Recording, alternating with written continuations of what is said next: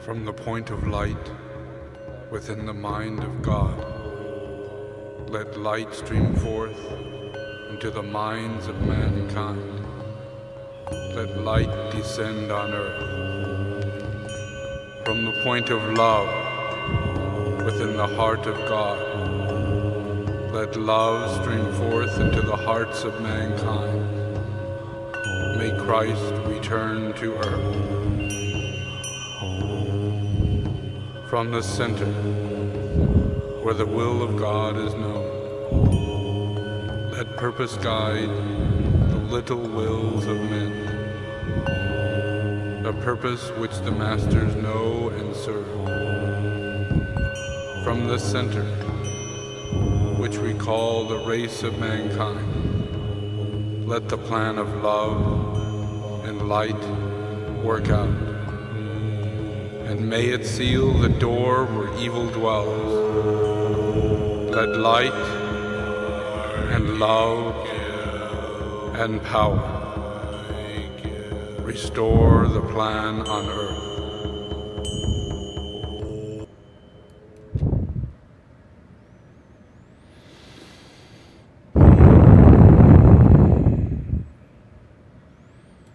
Okay, I believe we are ready to go and everything is working. Audio is working. All right. So, you got a lot going on in this world.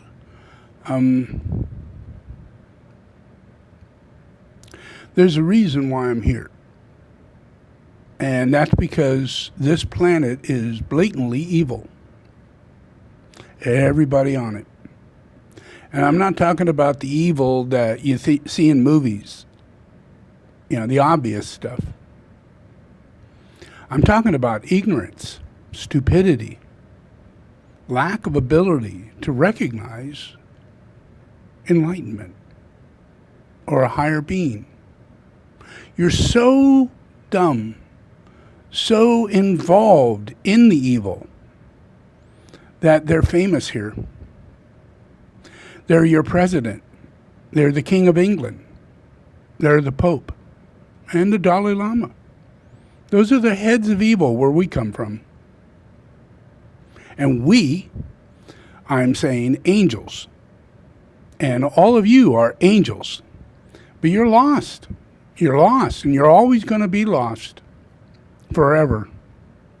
You have no idea that you reincarnate. And if you do, it's a fantasy. So if you consider someone, you know, like you watch a movie and you go, oh my God, in Tibet they reincarnate. Dalai Lama reincarnates, 14 incarnations. But does that bring to your mind? Did I reincarnate? Am I going to reincarnate? It might go that far, but no further. The stupidity outweighs anything truthful. Anything. All my activities are completely ignorant to the whole human race. All my activities, I'm 72 years old, and all my activities are completely ignorant to the whole human race. And that's beyond bizarre. Yeah, that doesn't really seem like that's possible. But it is. It's true. And it's not a scary movie for me, you know, because I'm not in it. I'm not part of that. I'm watching. I'm witnessing. You know, I come and go. I'm on this earth all the time. This is my earth. I'm here all the time. You're not. You reincarnate, but you're asleep and stupid and blatantly ignorant, but yet prideful. You can be homosexual, prideful. You can be a lesbian, prideful. Yeah. You can be a feminist and hate men. Perfectly okay here. Yep. Do it pridefully. Yep. You're so stupid, both men and women. You're led by the lowest of nature, your lower mind. your lowest of nature, your emotions. Of all freaking things, you're led by emotions. Where we come, that's absolutely impossible. We're not built that way. We're designed specifically to be strong and courageous, have authority with wisdom and understanding. But not any of that is part of the human being. None of it. No strength. It's woo, me, why, mo. No matter who you are, whether you're big and strong, or a girl who's tired and weak, doesn't matter. Yeah. No one shows strength. No one shows courage. Yeah. No one shows understanding. No one. No one. It's an amazing example of the human race after Jesus Christ comes back and lives on earth over 72 years. Transmit everything you're thinking that would happen if Jesus came back. Transmit all of his light. Heal masses of people. Change cultures around the world. But no one identifies it as he's the one doing it. No one. Absolutely no one. Ministers are weak. They let homosexuals come in. Yeah. And they don't talk to them. Explain to them. They have a demon inside them. It's called homosexuality. Homosexual. That's a demon. Can you imagine? Most of the words and attributes that you hold dear are demons. Demons. Amazing. Yeah. Imagine you're hungry. Imagine you're hungry. Yeah. What if that's not part of our nature? What if hunger is an illusion and a delusion created by evil spirits? Wouldn't that just trip you out if that's true? It is true. But you're not wise enough to understand what I'm saying at all. At all. You'll take this to dogma. And say, oh, we can't eat. He says it's the evil spirit. And that's it. You can't understand anything. Yeah. So I'm just going to keep talking. Yeah. There's nothing going to come of it. Yeah. I mean, you're going to change. All of you are going to change. Yeah. Because I'm here. Simply because I'm here. And I'm busy. But the things I'm busy with, I tell you, the irrational human mind is absolutely bedazzled by what I do. Imagine, I am involved in these Archimotos. Yeah, I want to put them out and rent them. I know that the insurance process is what it is. I've talked to people before I ever bought them. And all the things that I go through, I know I'm going to go through it. I actually know it. But no one knows that. They think I'm like everybody else and I can make mistakes. That's not my situation. I'm fixing what people do not have the courage to fix. And it has nothing to do with the way you're thinking or why I do what I do. It had nothing to do with it. I'm the Lord of the world. Yeah, I'm fixing shit. But I'm fixing it in a mental place to where I see something that will be in the future. Large amount in the future. But because of you humans, you poo-poo it. You can't figure it out. You can't understand it. So you don't support it. So it takes a long time to get to what I see should be real soon. because it's already there in another future with wiser people who know Jesus Christ is Jesus Christ, and He's here working. And whatever I'm doing, they're 100% behind it. 100%. But that's not what goes on in this world. Everybody's got their own opinion. It's just the funniest thing. I have to listen to them 24/7.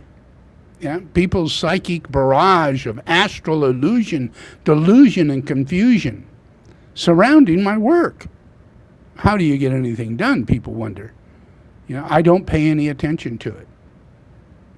I move forward because I see the future. I see the future. Your problem is that you can't see shit, let alone the future. Yeah, if you could see the future, you'd be so greedy and you'd start doing stock market shit. I'm true. I'm telling you the truth. Totally. So God doesn't give you the premonition of the future. You'd use it for your own benefit.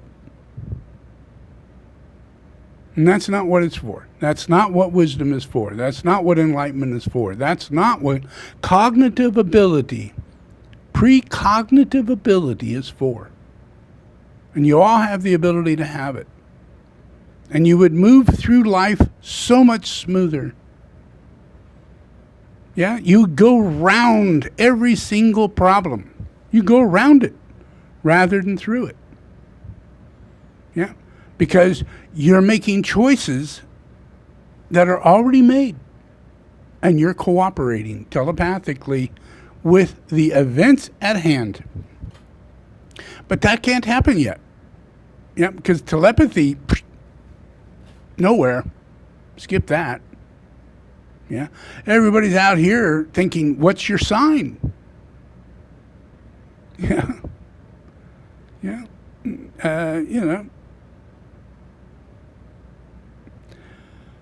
That's the world we're in.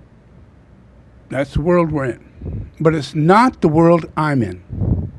I come from a different place. And when I say that, you go, well, how would that work? What, does he come from space? Was he extraterrestrial? He comes from heaven? A wholly other place? No, I come from Earth. But the people I hang out with are my students and have been for thousands of years. And they reincarnate. And they get pretty developed. But it doesn't guarantee that false people won't come in and claim that process. Whether it be the Pope under Jesus Christ. Took advantage of the whole thing. Or the Dalai Lama under Tsongkhapa. And hardly anybody knows who Tsongkhapa is. Or that he reincarnates and that he's me. But you're not given that information. Why? Because you're too stupid. You could be given other information for stupid people, for ignorant people, people who don't know, people who have no witnessing. They turn their head to the side in their previous lives, and the life before that, and the life before that. You get what you got. You don't lose anything when you go from life to life. But when you don't do anything, you come back with nothing. And you're just spinning your wheels, thinking this is my only life. How stupid can you get? Thousands of lives and you're still saying that. How's that possible? It's beyond belief. If you go back even to Adam and Eve, and I know you're not Christians, forget that part, but if you go back historically to Adam and Eve, we're looking at around 10 to 15,000 years ago. Wow, that's pretty recent. That's pretty recent. How would you know that? Well, you go into the Bible and you look at the genealogy of Adam. And it goes all the way through Abraham, all the way through David, all the way to Jesus. Yeah. Problem is, these people live 900 years Nobody else. Nobody else. Everybody else out there living 30, 40, maybe 50 years. Every single person. Except for this very special family of Adam. His direct genealogy passed on to, through them, all the wisdom, all the lineage, all the light that is in Jesus. That could be in you. Could be in you. Yeah. If you go back and study, I keep saying study because you got to study. At least an hour a day. Yeah. So imagine you study and you come up with this guy called, Enoch. Yeah. And you go, wow, Enoch, what a story. Why is it in the Bible? It's not in the Bible. It was taken out of the Bible. Holy crap. Can you imagine? And then you get that Bible that has it in it, and you read it. Holy crap. It's even more advanced, super amazing stuff directly in the lineage of Adam. Enoch became the archangel Metatron, was lifted out of his body and became Metatron. The size where his feet touched the earth and his top of the head touched the moon. That's grandiose, crazy talk. Yeah? Or is it true? It is true. But your problem is that you don't have anything to do with the truth. Nothing is magnificent. Nothing is magnificent. You are all mundane, like your mother and your father. You're all just like each other. You're not like Adam and Eve. You're not like Enoch. You're not like Jesus. You're not like Melchizedek. But you should be. Yeah? It's the plan. It's the plan. What is Genesis? Genesis is starting over. Bringing everything anew. And it ended up with Adam. Adam. And he was sitting as an incredible telepath who could talk to plants and animals and everything on earth and name them, categorize them, co-created with God.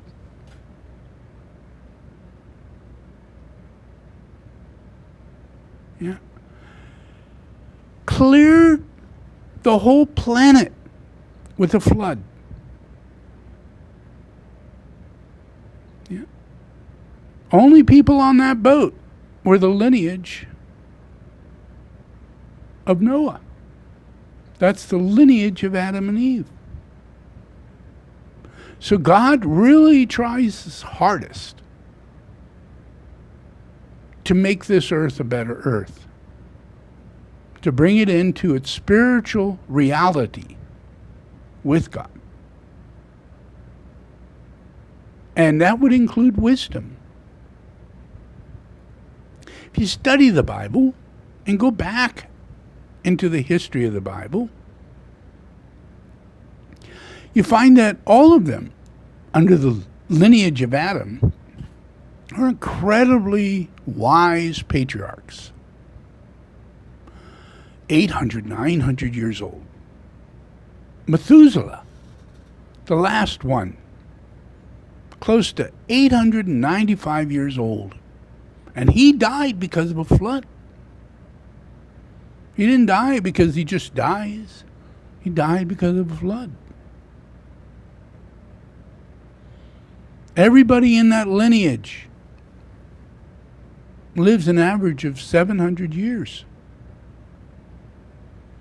This is crazy talk to you guys. How can that happen? What pills do I take? Yeah? What probiotics do I work on to get my gut right?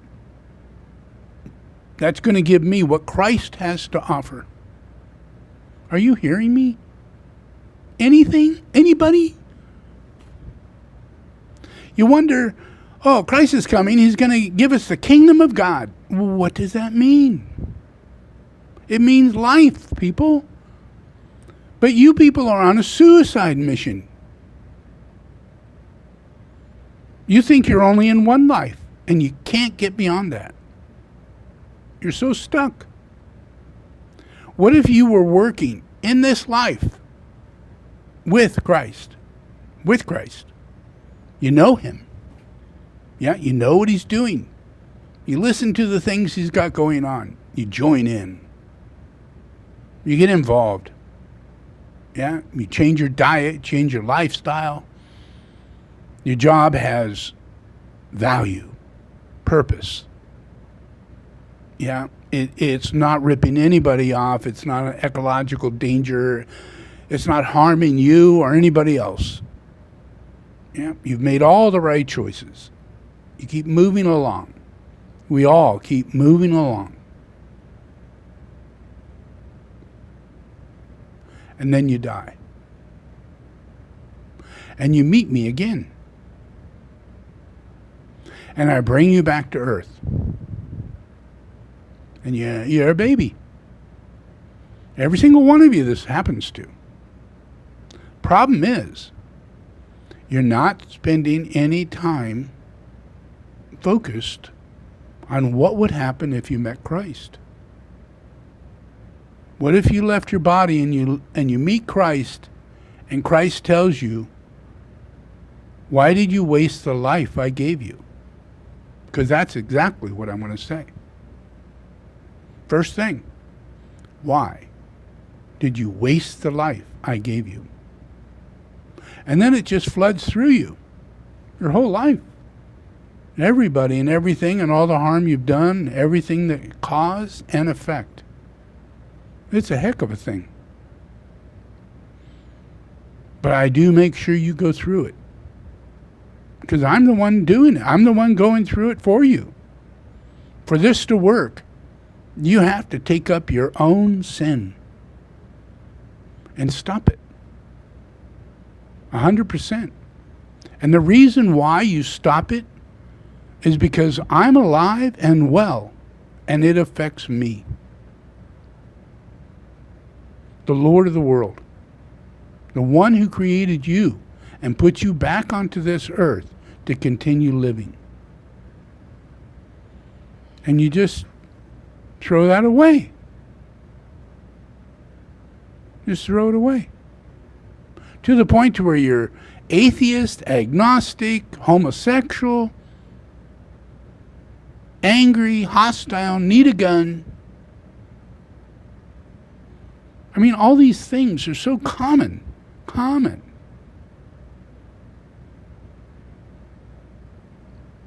Yeah.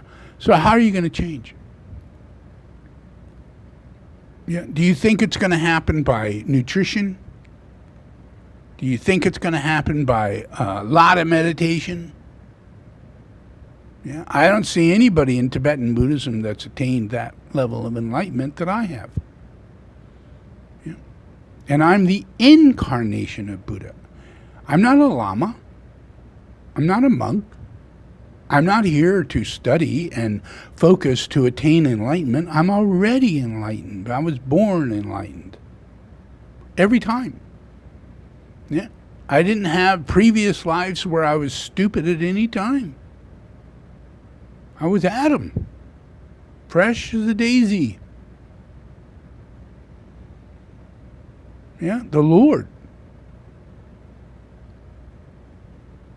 You know, but this place is ruled by the astral plane. There's communication going on between all of you. And it's ruthless. It's mundane. It's gossip. It's intolerant and too tolerant. And that's what goes on in your little bitty mind. Where in reality, your mind should be witnessing revelation of the effort that Christ is doing. You should be overjoyed in the fact that he's caught the Antichrist. And he's throwing people in jail that would never, ever be put in jail. Ever. Cops are being stopped. Cameras are put on cops. You know all cops are real screwed up because they have a great big ego. They used to be a football player. They used to be in the military. It just carries over. And you better pay attention to what they have to say. You know, but put a camera on them. And let's listen to what they have to say and how they behave. And let's pull that back into the court. And let's reconsider what's really going on. And make it right. Yeah. Find out they're planting shit. Find out they're lying. Find out they're bigots. Find out they're horrible. And hire people that aren't. It's going to take a long time for all of you to straighten up. You're losing cities. You're losing cities. You're losing Portland. You're losing Seattle. Yeah, you're losing Michigan. You're losing San Francisco. You're losing it. Why? Because you got politicians that are gay. And they're very tolerant to drugs and abuse and hostility and all kinds of things. They just say, well, you know, give them all the drugs they want. Let's make them legal. Yeah, let's not put them into a clinic. You know, let them do that on their own. Give them all the drugs they want. Needles everywhere. That happened in Portland. That happened in Seattle. It's happening in Washington. Yep. Stupid as shit. Stupid as can be. And the outcome, you lose the whole city. No one could work in any of those buildings. No one wants to live in any of those buildings. When they come outside, they got homeless people peeing on the sidewalk. Shit right there at their door. It's reality. When you're really stupid, you get this. Stupid is as stupid does. And the outcome is a very stupid world. A very stupid Seattle. A very stupid San Francisco. They can't make any... And this goes on and on and on. Stupidity grows. It grows. Like cancer. Like mold. You have to tackle stupidity. You cannot... Here's the key. You cannot hire a homosexual person to go into a leadership role. You can't. Yep. You cannot hire a woman to go into a leadership role. You can't. Yep. Just from my own wisdom. And it'll be all of your wisdom as time goes on. You realize this is true and you start living that pattern. Your world will come back together. But right now, you're acting really stupid. You know, you're acting, how many genders are there? Can a man have a baby? I mean, really? How stupid are you? They literally can ask the question. I mean, if you're in a world where someone can ask that question, the whole world is stupid. Yeah. Because it has to do with your environment. Stupid questions come from a stupid environment.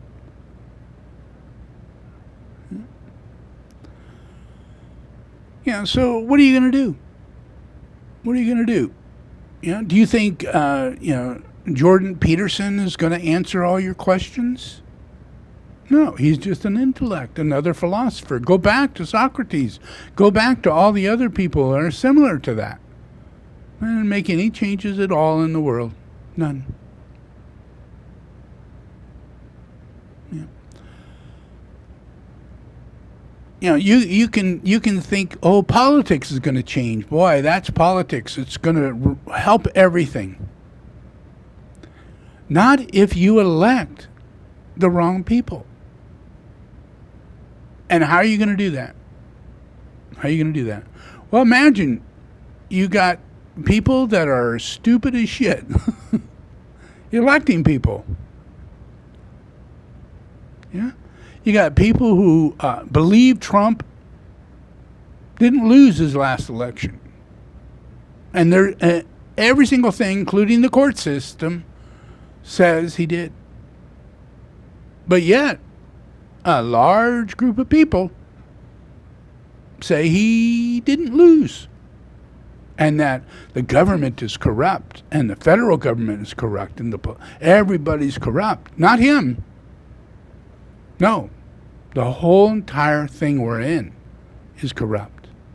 And he's not. How stupid can you get? This is a man who's got 91 counts against him. He raped a woman.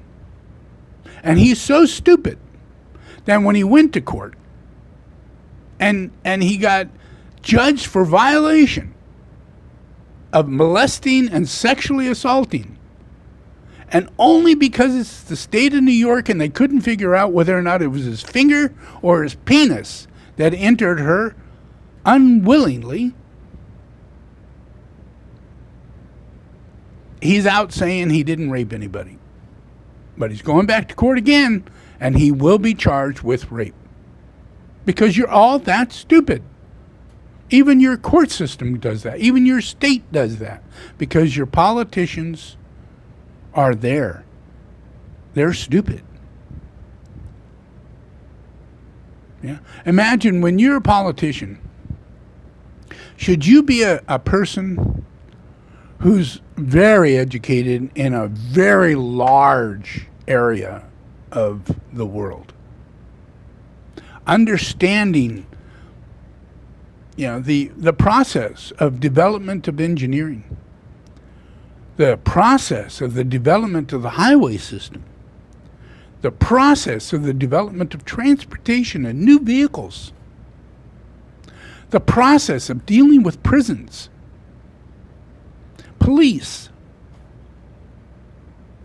Don't you think a president should be extremely qualified in all of those areas? But you're all just so stupid. You don't figure that one out. You figure, well, if he's a lawyer, that's a good. That must be it. Or if he was a senator who sat in Senate and did nothing, like Marjorie Taylor Greene for 30 or 40 years, just lived in the government. You know, we know the Senate is what it is. Look at the Senate today. It's a lie. It's a bunch of crazy people. All of them nuts. And how's the House of Representatives going? Congress? There's no difference. How about that gay guy? Huh? Who's married to a lady. And then all of a sudden he's gay. And Jew. Even though he's a Catholic. You voted him in because he lied to you. Then you find out he lied to you. And you can't get rid of him. That's politics, folks. That's why I say most of the people out there voting should not be voting. They should not. People who work in the world, people who pay the bills, people who have the hardship of having to deal with the fact that marriage doesn't work. And it's a very unequal reality for men. If you have a child and you raise that child and you love that child, it's your child. But the woman in your life decides she doesn't like you anymore. And she wants a divorce. And she's taken the house and the child and half of your income that you worked for. And that's just the way it is. Why? Because you voted the worst people on the planet into office to pass these bills. You can't pass these bills. They don't even tell you about them. So all these things are the process inside of humanity that leads us to wondering, is Trump going to be president again, or is he going to spend the rest of his life in prison? How could there be those two questions at the same time? There are even people saying that, can he be president while he's in prison? Honest to God, they found out there was a guy who was running for president while in prison back in the early 30s. So it's on the record. Yeah, so they're saying it's a possibility. How stupid can you get? This man is losing everything. His company is being dissolved. How far do I have to go to wake you up? He is corrupt. His business is corrupt. His wife divorced him because he raped her. That's in the settlement. That's why he didn't have to give everything to her, because he settled.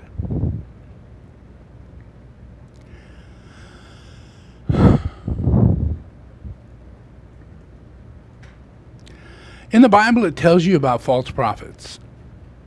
Beware of false prophets. They come in sheep's clothing. What does that mean? What does that mean? Yeah. You got all these churches. Walk in there. Listen to what they have to say. Yeah. What are they saying about homosexuals? What are they saying about gay men getting married and women living together as feminist lesbians? What do they say about that? Are they afraid to lose their income? Or the large number of people that attend their church might go down considerably? Because there's a good chance that people have gay people in their family that they support, gay people at their work that they support, a gay brother or sister. Becomes a real problem. You'd have to be pretty wise, full of love, to allow you to detach from the illusion and the delusion that allows you to accept a person to go to hell because you don't have the strength or the courage to help them. Well, let me tell you, if you do that, you're going to hell too. It's no different than you being homosexual or them being homosexual. If you accept and do not help a homosexual stop, then you're an ally. And you're supporting your fellow brother or sister into hell. And we can't do that. We have to stick up for people. We have to make sure that psychology has the legal right to help. That religion has an understanding of what it says in the Bible. The worst sin to God is homosexuality. The worst sin. Number one, worst sin. And yet, you know? We're allowing it to happen. You can't allow it to happen. No matter where it is. Whether it be Budacek in charge of transportation in the government, or the fag guy who's dressed up as a girl, you know, that's in charge of your health and welfare. You know, or the vice president who's crazier than shit. Everybody knows she has mental illness. She can't even talk. Biden would be a great man, if he didn't have these people amongst him. He doesn't have the strength or ability in a support system to stand against them. His vice president is gay. She's just not acting it out. But she's as gay as any other feminist gay.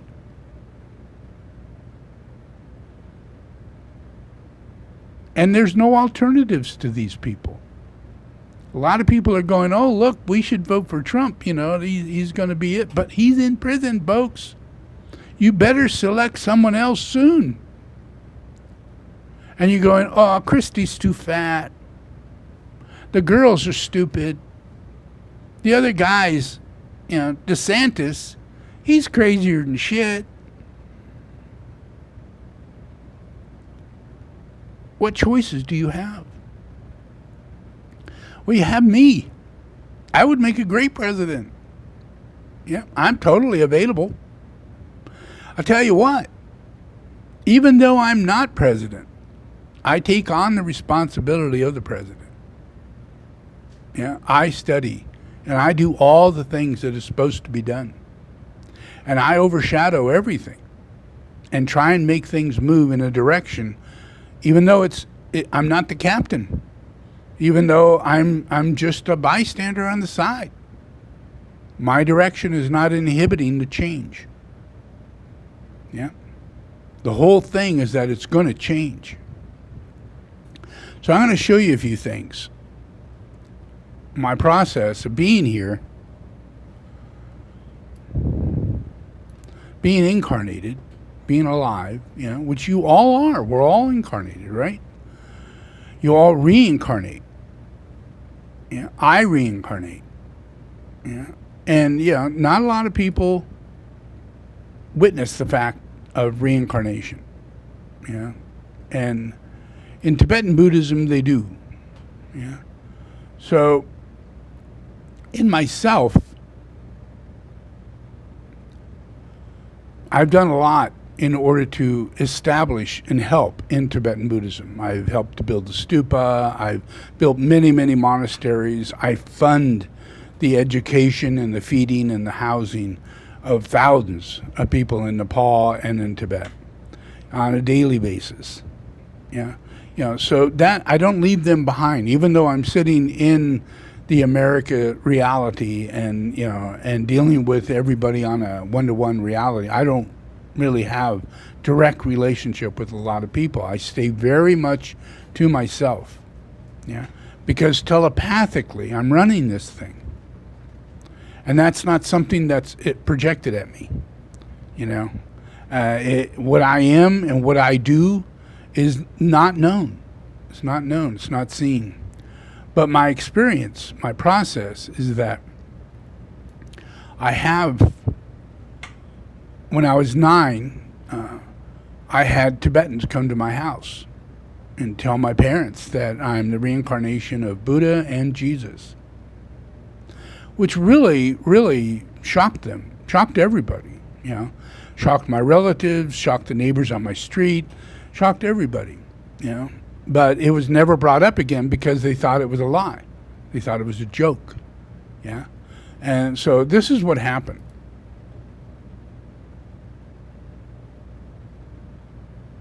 Just watch this. I've edited this down so it's a little shorter, but I want you to see that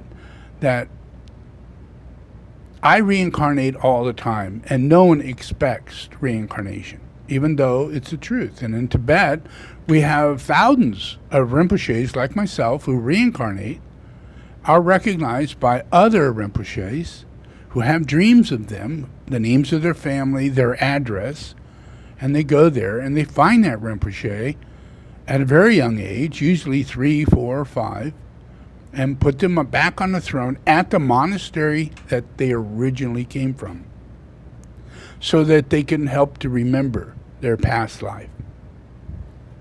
And it works. It works. We've been doing it for a long, long time. Yeah.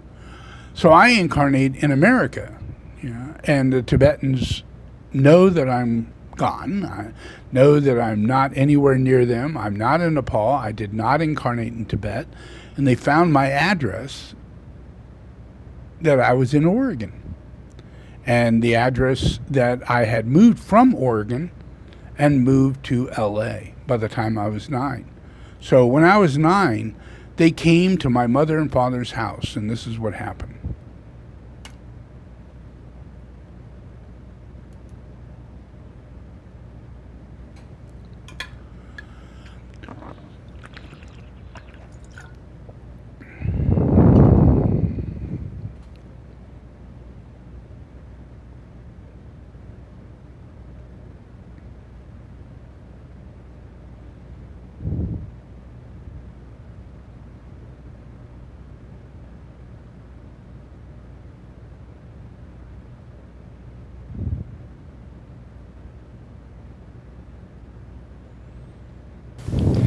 What was your, going back to the early years, what was your family's heritage, Native American heritage? Blackfoot and Cherokee. My dad was Blackfoot. My mom was half Cherokee. So there were a lot of things going on when you were young that were... Yeah.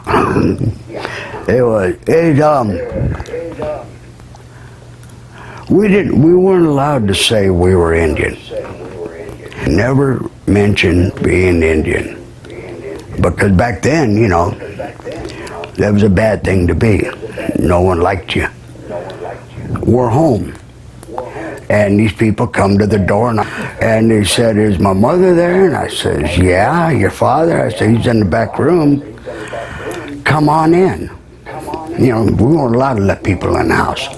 I just told them, "Come on in." And said, "We're here to talk to you about your brother." And about that time, my folks come out in the living room and ran me up the hall to hold the other 2 kids back. And the conversation I heard was that they're here to come to take him back to Tibet to be educated. And my dad got upset about that. So what's wrong with the education here? Why would he want to go to Tibet? Because he's a chosen one, is the way they were putting it. And they were serious about taking him with them. And my folks, they just got fed up with it and ran him off. I didn't hear nothing else about that till a year later when they got a letter. And the letter stated that they're sorry that Buddha missed his opportunity to do this, and they'll check back in years, in the future. And as far as I know, they might have and might not have. You ever see the film Little Buddha? Yeah. Was that kind of like? Yeah. It was like that. That's when I first started thinking about this again, is when I seen that. And I thought, well, that's my brother. And it can't be because the time periods are all wrong in this. And I'm thinking, maybe that could have been him up there. Maybe it should have been. So when they came and they were talking to your folks, you were made to go away. And Yeah. he was I kept sneaking up the hall so I could hear it go from one door to the next, trying to hear what was going on. But they really shook my dad up. He got really upset, and my mom, she was basically laughing. She said, "This can't be real, it's candid camera, some stunt going on.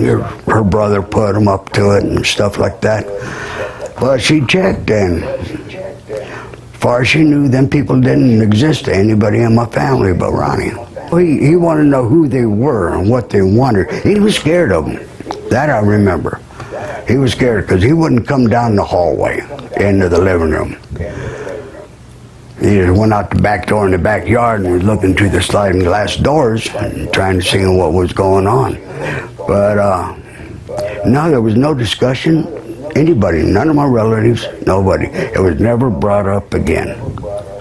You know, until that letter. And I think my sister may have it.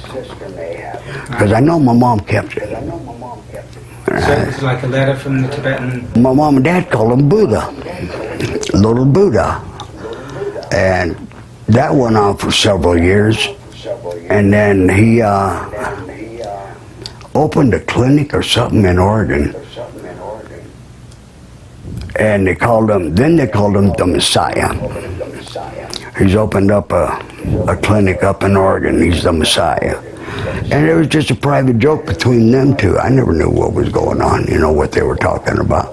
But it's what these people, the Tibetans, had said to him while they were there. You know, he's chosen for this, and he's supposed to do this and that. They were determined to get the point across to my folks that this is supposed to be. This has to be. You know, and they weren't taking no for an answer. And there were these two old people in my living room arguing with my folks about taking my brother. And when they left, you could just tell they were looking for him. You know, as far as I thought they were going to just go ahead and take him, but they really shook my dad up. But I didn't know what it was. You know, I didn't know Tibet or Dalai Lama or none of that stuff. None of us did. So that's my family. Yeah. And imagine, you know, you go through your life. Everybody goes through your life. Did you have something like that happen? Yeah. Like Jesus? Did you have wise men come to your door and tell your parents that you're the Holy One? Like Jesus? Or Buddha? Or Krishna? No, but me, yeah, it does, because I'm Jesus. I'm Buddha. I'm Krishna. Yeah. And it doesn't happen to most anybody else unless you're my disciple. If you're my disciple, then you have a process of reincarnation, and those who are my disciple know each other and seek each other out and try and make sure that we can come back together again through reincarnation. Yeah. So all of Tibet is based on that process, because I did what I did in there.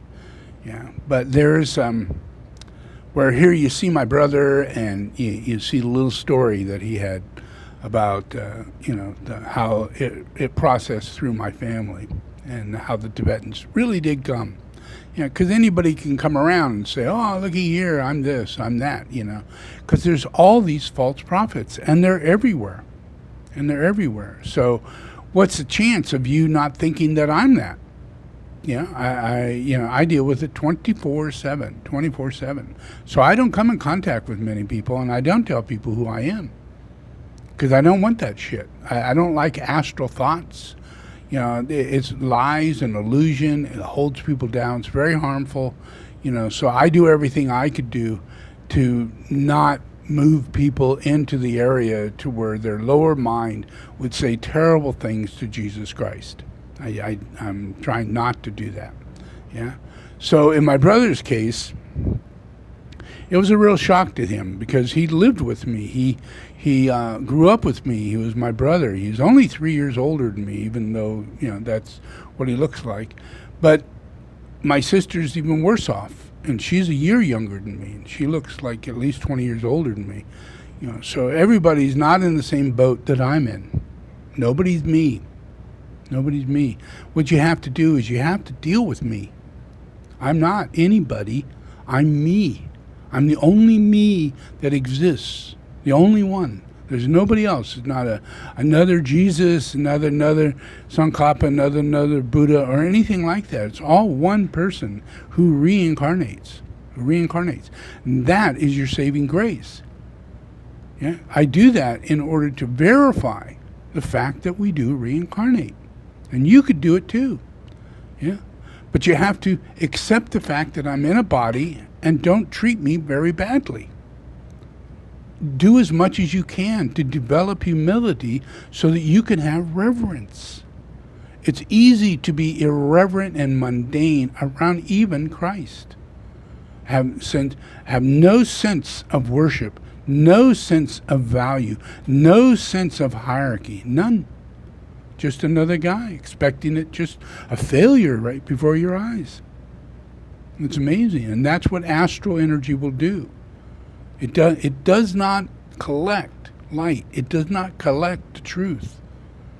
It's all just lower mundane mind. So you can't land on a truth and find that you actually located the truth.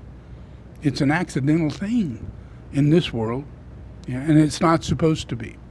Yeah, the truth is absolutely findable through the Lord. Yeah. So here I tell my brother comes, he does an interview, he talks about what's going on, and he's like very freaked out because here he's come to see Shambhala. He'd never seen anything like that before. I built this humongous place right behind me, and he finally comes up and sees it, and he just goes, I can't believe this, but yet you are this person, and you do all these things, and you always have. And I said, yeah, that's right, that's true, I do, but I'm also enthroned in every major high monastery on this planet. I was physically enthroned, physically recognized, physically, yeah? So those monasteries are under my authority. The planet is under my authority, 100%. Nobody else's, just mine. Not the Dalai Lama, not the Pope, not some saint. Just me, yeah? So for my brother, that he knows it's kind of true, but wow, how you adapt to that.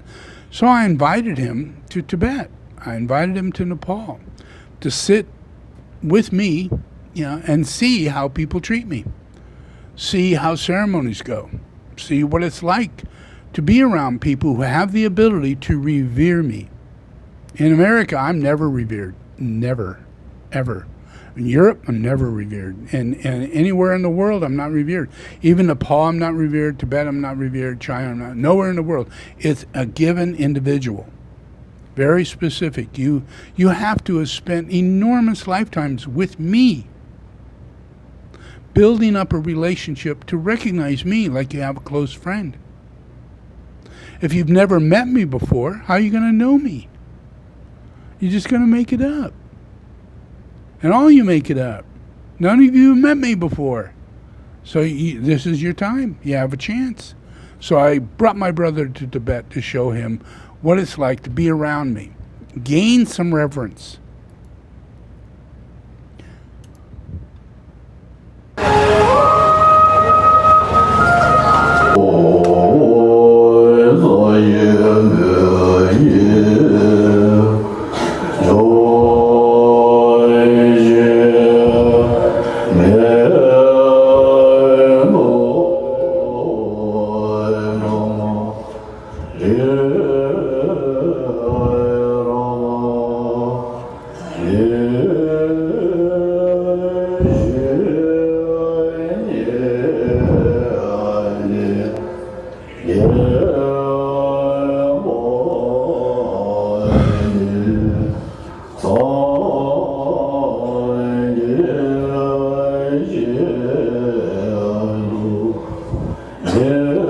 This is the Maitreya Monastery. It was built just prior to my birth, knowing that I was incarnating, so they built that monastery for me.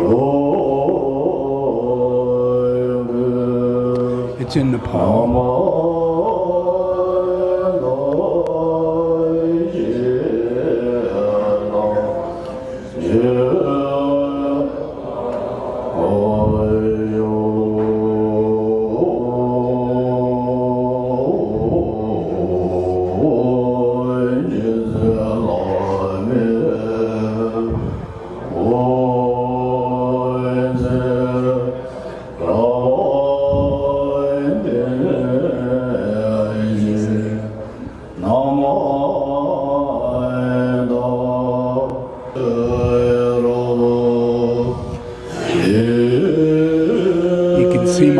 Down at the bottom over on the right, and Tara's brother is there also.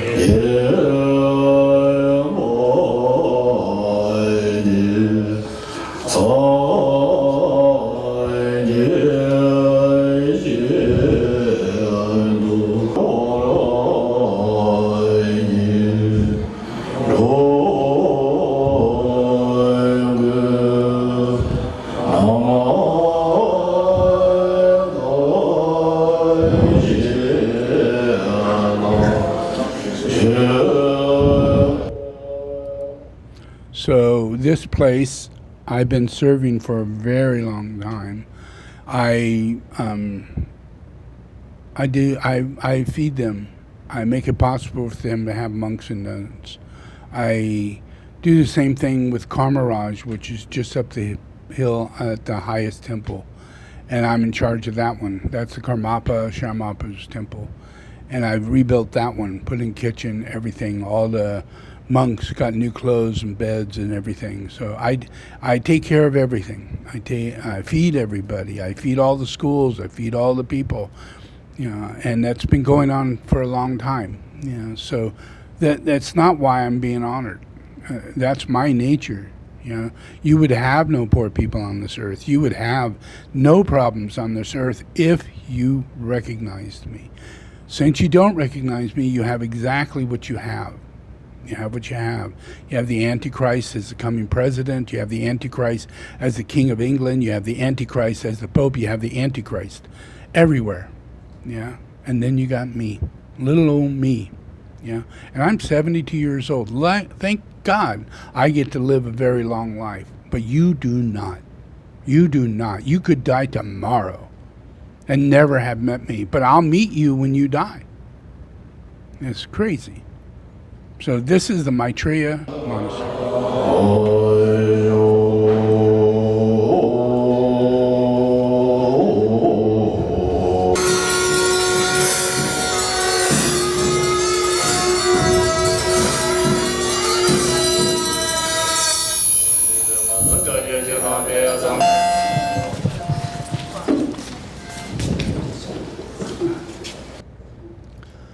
This is Dr. Raj. I helped establish him as a homeopathic doctor in Nepal. He runs all my clinics.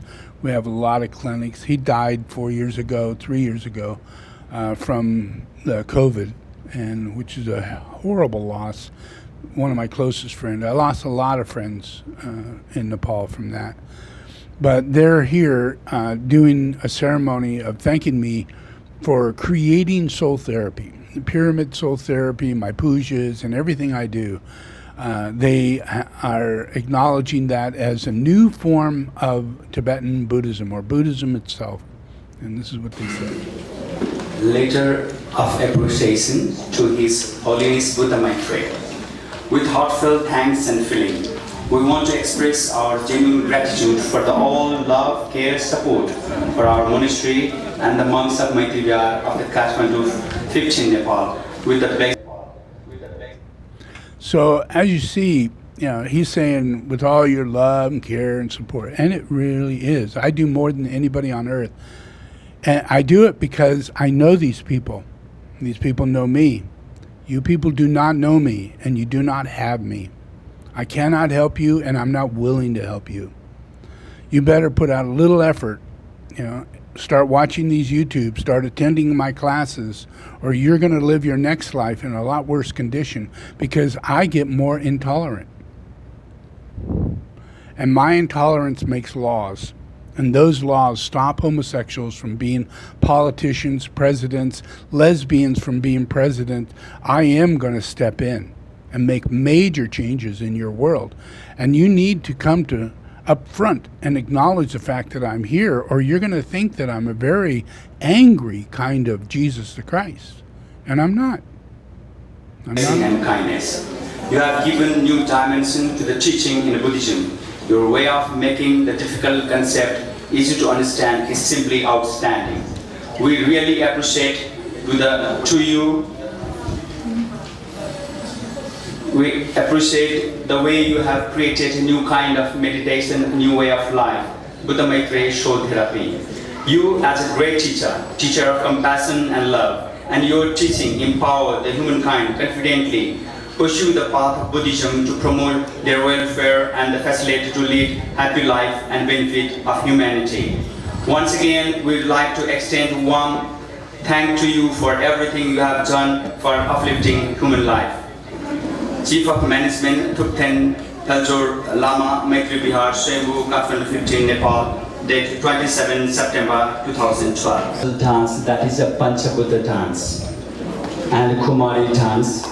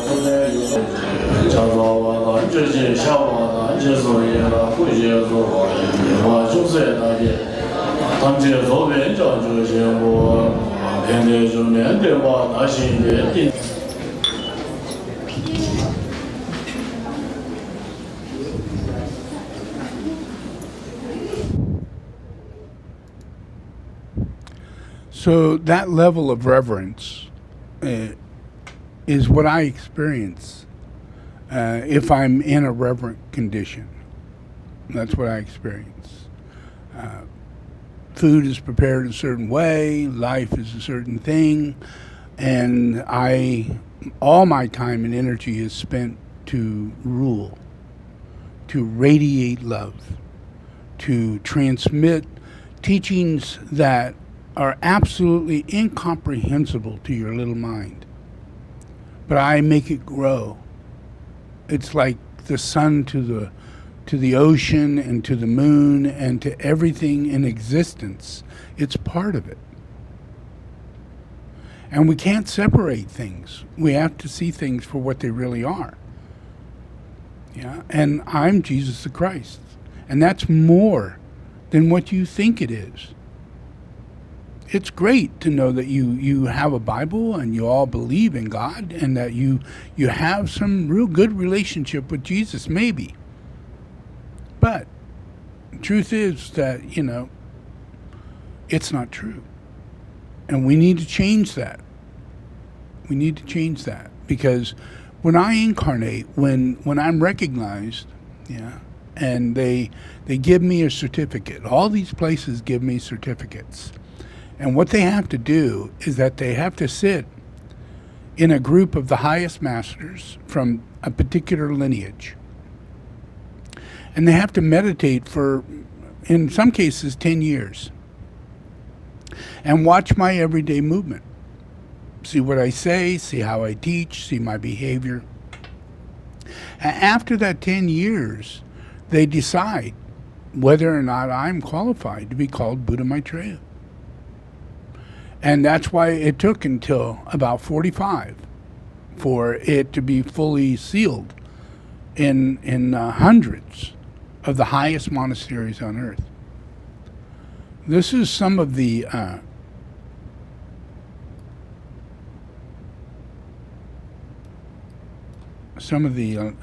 enthronement lineages.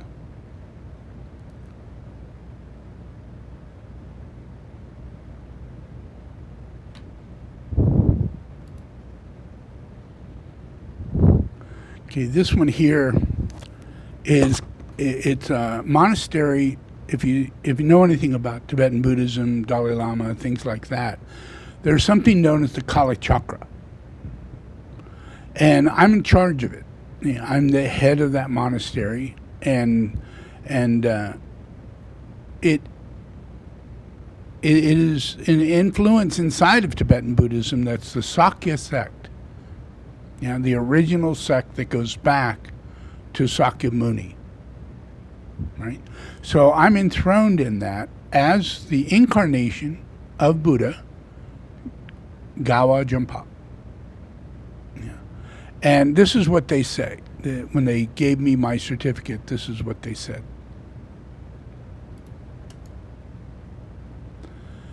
The incomparable American, Gawa Jampa, has most graciously supported us in spiritual and livelihood purposes.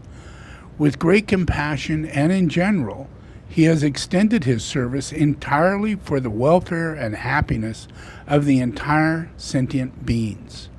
Here, the entire Zamling Lodbrong has pure belief and recognizes you as the reincarnation of Gawa Jampa Gompo, acknowledging your great spiritual activities. Yeah. So imagine, here I am in America.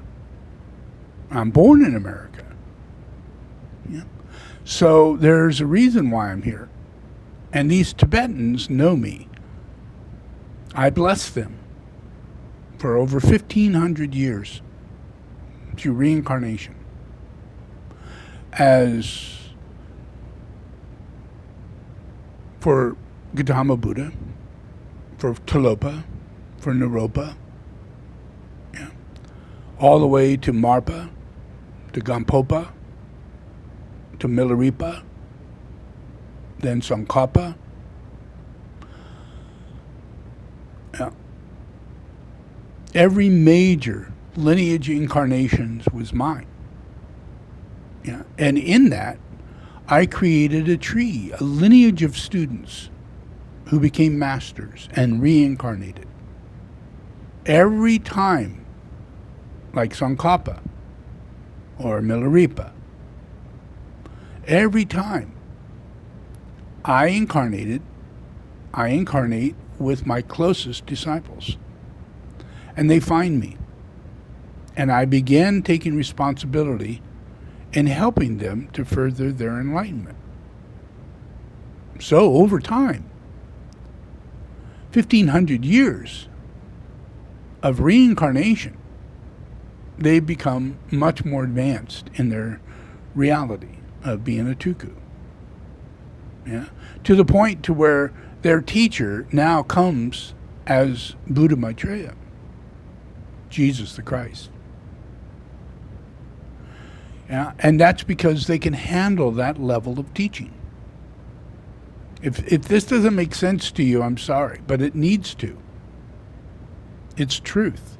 It's how it works in this world. How this world's going to be saved. How you are going to be saved. Not the way you think. It's through my hard work of reincarnating, being extremely patient, and understanding, and not pushing force. I've been here 72 years, and I have not forced myself on anyone. Catholic Church, Christianity, even Buddhism. They were the ones who recognized me. They came to our house, you know. So I follow a path of least resistance. that has to do with a light and a magnetic reality that there is a plan. And we are in process of fulfilling that plan. Yeah. So you can see where I take my brother to Tibet, and that helps to heal him quite a bit. He left his body about 3 years after that. Yeah, and I imagine how hard it was for my family. My father had a nervous breakdown. Literally had a nervous breakdown. I never really had a conversation with him after that. I advanced so quickly that it was very difficult for them to be in my presence, because I'd be a highly advanced engineer at only 11 years old and working on putting rockets into space to end nuclear wars. I'm doing that at 11. And I can't talk about it, but I'm actively doing it. I'm at the library. I'm getting the worst grades in my school. But I am a genius, and I'm in the library, and I'm working out the process of spacesuits and how to build a spacecraft and what type of rocket do we really need to safely get there and back. I worked that all out, all on little notepads. And everything I worked out is exactly how it turned out, all the way to landing on the moon. Every single thing I came up with is how it worked. So I know that even as a child, I can overshadow everything and make it right. But it takes a lot of effort. And I've been doing that since I was a child. I developed solar, I developed wind generators, I developed all the things, electric cars, everything you are having a great time with. My whole life has been spent working with that, trying to get those things happening. So I couldn't come in contact with my family. It was too much of a shock to them. So it would be an average of 10 years at a time that I would come in contact with them, physically in contact with them. Yeah. I left them when I was 18 years old. I was drafted into the Vietnam War, and I left. And I did not go back until 1977. And this is a video of me returning. This is what I look like. I was I was into martial arts, 3 different types of martial arts. I was a marathon runner, long distance runner. I was a racquetball player and a frisbee player. And I was spending 4 years in college, just finished 4 years in college as an ecologist. Yeah. And so I'm meeting my family for the first time in 1977, because in 1977, I had some major things happen inside of me that made me aware that I had to return to Tibet. So by 1983, 83, I come to Hawaii and I begin working with Tibetans that get me back to Tibet through Hawaii, of all places, Hawaii. Yeah. So I know all this is going to happen. Yeah. When I graduated high school, my very best friend, I went up to him and told him, I have to leave tomorrow. You're not going to see me again. But in the future, you will find out that I'm Jesus the Christ. And that I have monasteries all over the place. And I'm the holiest man on earth. And I just wanted to let you know this, because, you shouldn't go through your life without knowing your best friend is Jesus Christ. I thank you for knowing me. And that man called me up just 3 years ago. He found himself in front of my monastery, sitting at the gate, praying. And he would sit there and pray, and, he didn't know why. It just kept coming into his mind. My best friend said that he was going to do this, and he was going to make a monastery just like this. I wonder if it's him. So he gets the guts to call the monastery and ask that question, and they said, yes, it's him. He was shocked. And I gave him a call on the phone, and we talked for a while, and it was quite amazing. It happened twice, because I did that twice to two people, just before I left my family, and the other one about a year before that, because I knew all this was coming together, and these people deserve the right to know me. Even though I was just a kid, I'm still Jesus the Christ. Yeah. So this is my cousin Gary, and meeting me after 10 years, and this is what I look like.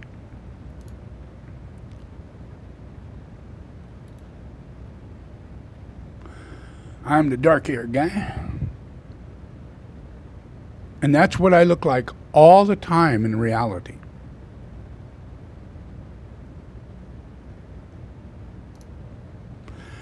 That's my normal look. And that's what I will look like at all times. Right now, from all my processes, I have an elemental healing ability to where I can allow my body to be transformed, to go through horrendous trauma, on a chakric level, minor chakras, major chakras, because of all the evil spiritual processes on this planet. So I absorb them, and they enter me, and I have to heal them. And if I'm in Tibet, or if I'm doing a darshan, or if I'm in public, having to talk to people, by the time I walk away, I gain 20 or 30 pounds just standing there. I have no control over anything. I can gain 50 to 60 pounds in a weekend, given a darshan. So you'll see me, my past, from the time of this age, I think I'm 26 years old, and to where I am now. So my body changes dramatically. And when I was in Kathmandu, I'll show you that one, when I was there talking with Shambhala Rinpoche, I'm older than I am right now, which is a strange thing. No one talks like that, but I am at least 20 years younger than I was when I was standing there. And how do you do that? God is how you do that, folks. You don't have an intellectual mind to deal with God. God does things that are not intellectual. God saves your soul. God saves your life. God heals you. God can regenerate you. And God's just using me as an example. I have no idea what's going to happen tomorrow. None. But, every day, I look back and I see there's a much younger person, hanging out than what was before. So I'm dealing with the enormous amount of chakra cramping and pain and blockage that goes in the process of no one having any minor chakras and everybody having only 3 chakras, and the rest are there, but they are dysfunctioning, which gives you all the diseases and illnesses and emotional problems and desires that you have. They're all symptoms. So I'm going through a process. You may think of it, well, he's on the cross. And I am. I'm on the cross for everybody. And I don't mean this in some martyr way. It's just true. And so that's how I change things. I motivate things in that way. But once people get to the point to where they become my student, and they're willing to listen to my teaching and put it into application, I change even more. And I have no control over it. Because the negative energy that I'm having to absorb becomes less. And the light that I am transmitting to heal everybody starts coming back. A circle. And we're inside that circle. It's called the tree of life. I'm in that circle. Yeah, I don't do anything to break that circle. So it's what's going to happen around me. It's my life. It's the way it is. Yeah. So I'm led to go places to heal the earth. Heal the earth. Yeah. So all of you had listened to my pujas, all of you, the songs, you call them songs. Yeah. But in reality, they're prayers. They're invocation, evocations. A science of invocation, evocation of extreme wisdom. Yeah. That I'm saying and expressing in order to bless you. To bless you. Yeah. So I was led to Hawaii to do this. Of all places. I could have done this in LA. I could have done this in my own studio. Yeah. But I needed to be in Hawaii to do it. Yeah. And I needed to go to Lahaina in order to do that. Yeah. So that's not easy. Lahaina and all. But that's what happened. Yeah. And this is a video of doing the pujas in the studio and showing me unpacking going into the studio.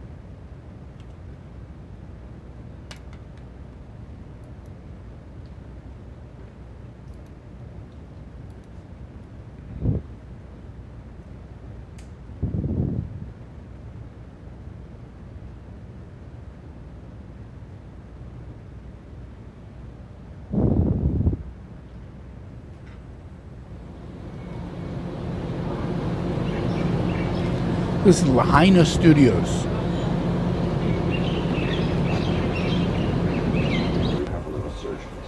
No longer exists.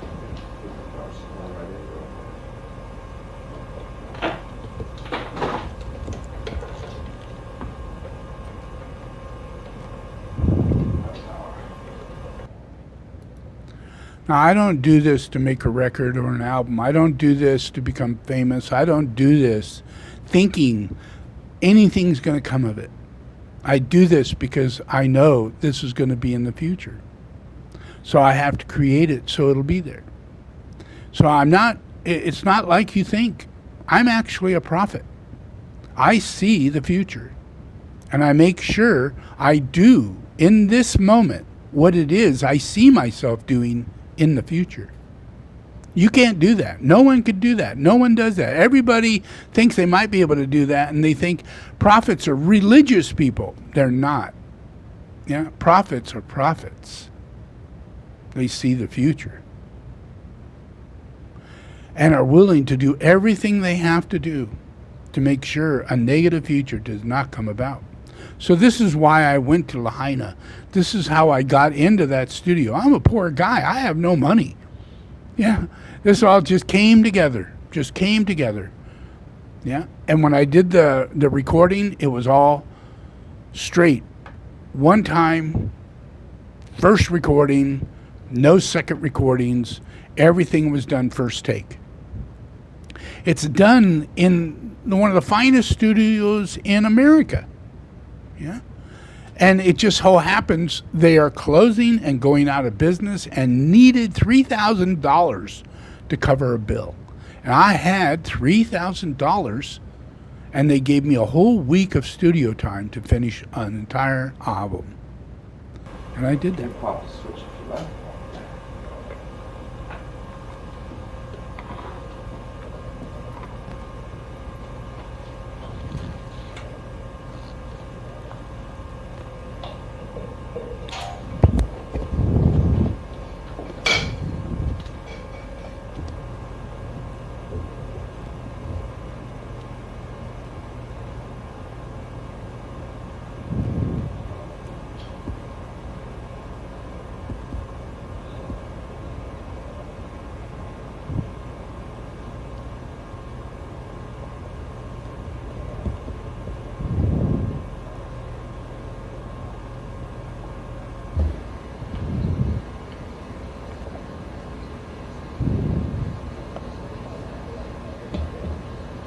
So obviously, I'm not doing this just to make a recording.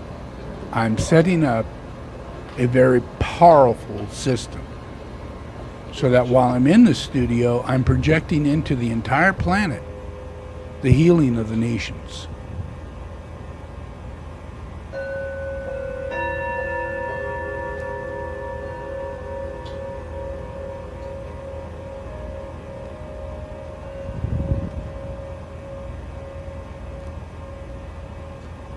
And while this was going on, I had two demons surrounding me, physical demons, slapping me, punching me, kicking me in the evenings, through the daytime, until finally they left.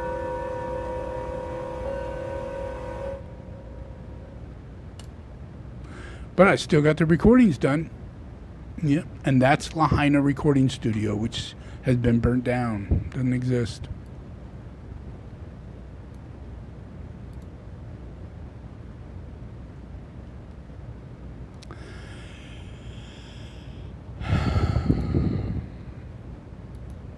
And then I'll show you another. Now imagine, I understand that the hierarchy is not in the Western world. Yeah, it's not. I did what I did in the past, historically. Incarnate as Buddha, incarnate as Jesus, incarnate as Krishna. Things are so unholy, most of you in the Western world aren't sure any of those things ever happened. So they happened, people. They really did happen. Yeah, and we can be affected by that holy event in our world. That the incarnation of the Lord himself comes to this world. And there are people that can recognize the Lord and make the Lord comfortable enough to want to come back and continue the process of healing this world. So this is another monastery. Yeah, it's a nice one. It's big. It's the Darjeeling Monastery. Yeah, and what they wrote is an American Gawa Jampa has worked magnificently for the welfare of Tibetan Buddhism and high Tibetan Rinpoches, and have recognized him as the reincarnation of Gawa Jampa. Pao Thupten Darjeeling Monastery would also like to echo and join in the recognizing him as a true reincarnation. Yeah. So this is all being pumped into the planet. These are the highest shrines, the highest monastic meditation point. If you all want to meditate, get some blessings, I know where they are. And I know how they get spent, how they get sent, how they get distributed. Yeah? This is another one. Sarame Monastery, University, November 20th, 2005. Gawa Jampa has been very kind and gracious to hundreds of monasteries in the 3 provinces, Tibet, and in view and consideration of the great spiritual activities were filled with devotion and recognize him as the reincarnation of Gawa Jampa Jetsum Gompa, Sarah May Monastery. Now this is the top university. It's not the Dalai Lama who these people are receiving transmission from anymore. It's me. But the difficulty is that these people have more than one guru. They have me and the Dalai Lama. The Dalai Lama doesn't allow me to go there. He doesn't.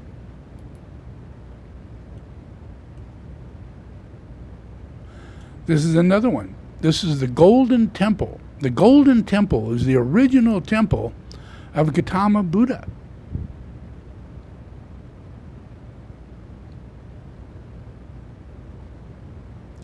In November 2006, during the Prayers for Peace Darshan, His Holiness Jetsun Gawa Japa Gampo was spontaneously invited for a ceremony of recognition and honor at the Golden Temple.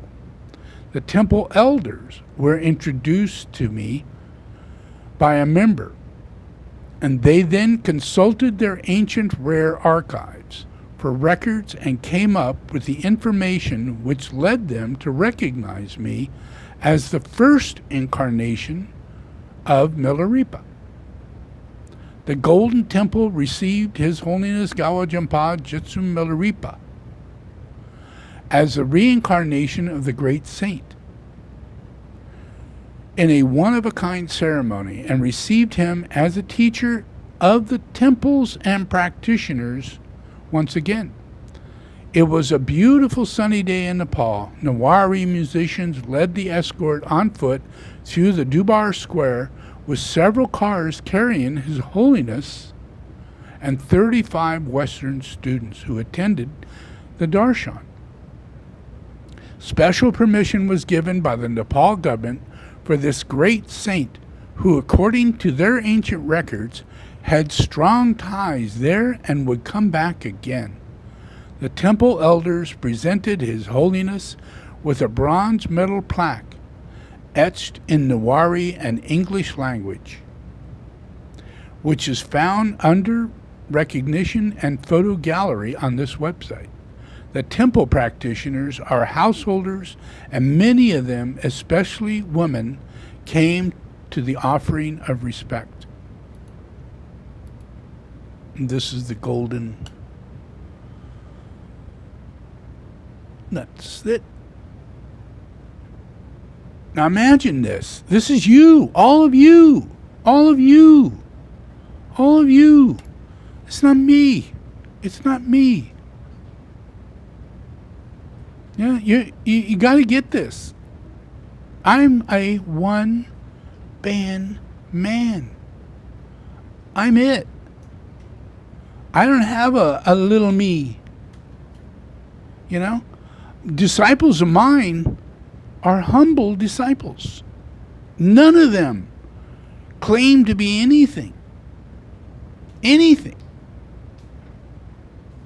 Yeah, because the world doesn't know the Lord is here. And until that happens, these disciples have the absolute responsibility of making sure that they do nothing to slow this down. And it's hard. It's hard. Yeah. All this came, you know, all these recognitions and everything came one after another. Here's another one. I have to see this a little. Let me see here. Oh, here we go.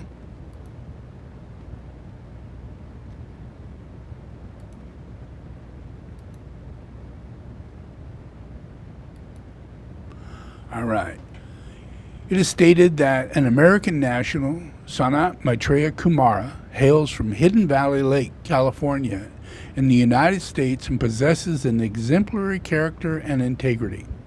Known widely as His Holiness Gawajampa, he is a theologian of Maitreya Buddhism and also well-known teacher of soul therapy, with centers known as Buddha Maitreya Soul Therapy Centers, and a non-profit organization church, Shambhala Vajradhara Maitreya Sangha, supporting monastic life amongst the Buddhist community in China, Tibet, Nepal, India, England, and the United States. He is sure to impart a true understanding and embodiment of Buddha nature. He represents the merging of many lineages, being the incarnation of Buddha Maitreya, Guru Rinpoche, Milarepa, and Tsongkhapa. In conclusion, we find a highly realized person, a Tuku, born in the western part of the world, in whom has arisen previous learning, having mastered all the knowledge, both inner and outer, in previous lives. He now has spontaneous experiences and realization, becoming the very Lord of compassion and all skillful means through the virtue of his most holy name, Buddha Maitreya. That's me. Yep. And that is simply how I'm recognized. Simply how I'm recognized. Yeah. That's what you would think of Jesus the Christ. Yeah. That's what you would think of an incarnation of the Lord. that there'd be these credentials, and there wouldn't be, oh, there's one. Oh, no, isn't he the Lord? Oh, I thought he was the Lord. No, the hierarchy finds the Lord. The hierarchy decides who is the Lord. And they don't go, oh, made a mistake, I think it's now this guy. Yeah. It went from one to another, and each one had to go through an enormous amount of understanding. Enormous.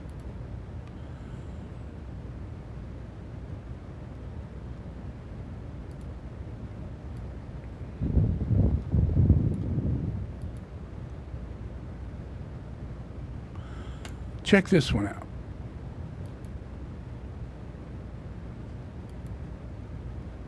This is from the Peace Monastery. Born for the people of the great land of the West, North America. Now, look at that. Born for the people of the great land of the West, North America, you are Buddha Maitreya in human form, the embodiment of quintessential love of the Buddhas of the three eras, past, present, and future. Reborn for the sake of all sentient beings, you, Buddha Maitreya, are in its real form. The all-pervading, known to all, and parent to all. Like the earth, your acts as a foundation of all. Like the sun, you benefit all. And like clean water, you quench the thirst of others. The protector of unprotected, the leader of the helpless, and the savior of the insecure. Like the sky, your activity is unlimited. In particular, the Ziwa Monastery in Leitong, the Peace Monastery of Tibet, which under the shade of my kindness is making progress like the blooming moon, and it is our earnest appeal to you that you continue to shower your blessings on Ziwa Monastery. May you live long, and may your activity continue to flourish like the blooming moon from the monks' community of Ziwa Monastery, Leitong, 2006. So as I said, these are the masters, and they're saying, you incarnated in America to save America, to affect America. Yeah. So I am. I'm putting the Antichrist in jail. I'm not asking for a vote. I am using the court system to follow the truth. Period. I'm overshadowing everybody. And as you could see, it works. Because I am who I am. But to do this requires of me 24/7. I have to be in constant meditation. I can't listen to people's monotonous complaints. It takes away my focus. I'm dealing with putting people away who shouldn't be here. People who are harming you, millions of them who are harming you and are not going to change their ways. And they're going to hell. And I'm going to guarantee this, that they're not coming back. I'm setting up a new system. And I know that sounds like a crazy guy. I'm not crazy. I'm setting up a new system, and I'm giving everybody the opportunity, as of now, to join me. And you're all going to be asked to do so from here on out. Yeah, this is a new world. And there's not going to be any more Antichrist, no more kings or queens. Arabs are going to start dying like flies. Things are going to happen that you can't control, and you've never been able to control. You need enlightenment. You need an understanding of what is really going on in the world. And what is our future? What does it look like? Are we really going to have a great big meteorite just blow the shit out of us? Are we going to have nuclear war? Are we going to have insanity? Mass insanity everywhere? Yeah. No.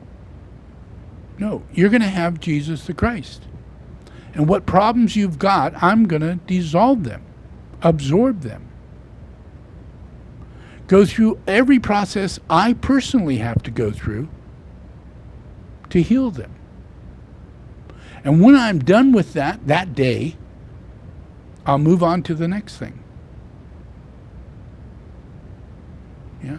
Because my work is the past, the present, and the future.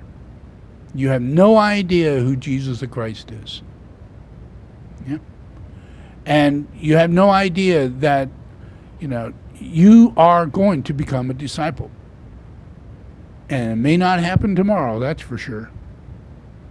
But it's going to be a choice that you're going to make. Because I'm going to talk to you. And you're going to listen to me. And what's inside of you is going to come out. And it's going to go away. Because it will enter me. And I will absorb it. I'm not your priest that goes around exercising people. I absorb whatever it is that's killing you. Whatever it is that's harming you. I call it to me. I ask it to do to me what it's doing to you. Because I'm not weak. I can handle it. I do this every single day, all the time, knowingly. So I'm not asking for an easy life. I'm not asking for anything. I'm just telling you, in the world, every living human being is holy. You need to seek putting holiness into your life. I am holiness. For you to attain holiness, you're going to need to listen to me. I'm not going to tell you what to do. I'm just going to give teachings. And if you find that you are at fault, you will have the power and the strength and the courage to stand up to it and transmute it rather than pass it on to me. But if you don't, I will do it. But it's always easier if we do this together. Yeah, but I'm not depending on that. This is a lot of sick children out there. A lot of babies are being harmed. A lot of people are being harmed. I'm not going to just stand by, and let you continue. It's not about your hostility. It's about your impurity. And it's not an erotic, compulsive state that I'm saying be pure. I'm saying be holy. Know the Holy One. Know the difference. Focus on Him. Receive His blessings. Just like these Tibetans. They know I'm here to give blessings. Blessings.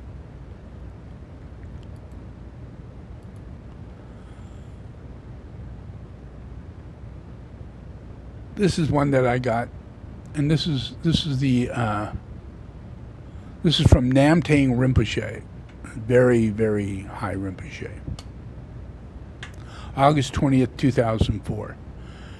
The unsurpassed teacher, the precious Buddha, the unsurpassed protector, the precious Dharma, the unsurpassed guide, the precious Sangha. May the three unsurpassed jewels shower their blessings.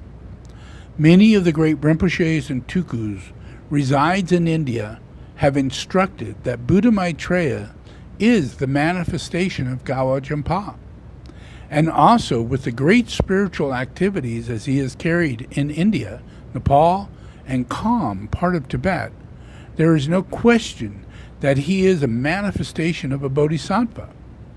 Though people of low wisdom, like myself, has no clairvoyance, but by making proposition to the three jewels with the propitiation, I don't know how that's said, propitiation, I would like to state that earlier in 1953, this is where Rinpoche dies from this monastery, and he has not reincarnated or been recognized.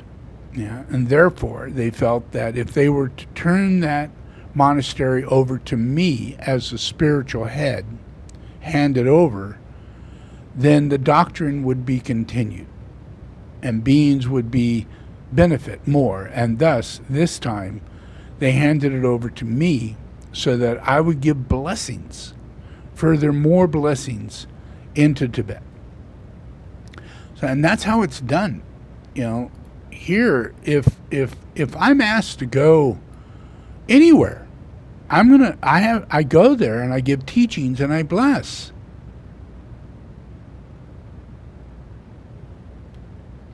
And that's how it's done. Yeah. So one of the main things that in the hierarchy about reincarnation is the fact that you're going to reincarnate as a human being is not guaranteed. And that's strange, but it's true. You could wait in purgatory for a long period of time. Your process could be so overwhelmed that you could be in league with many demons and find yourself in hell. And not come out for a long period of time.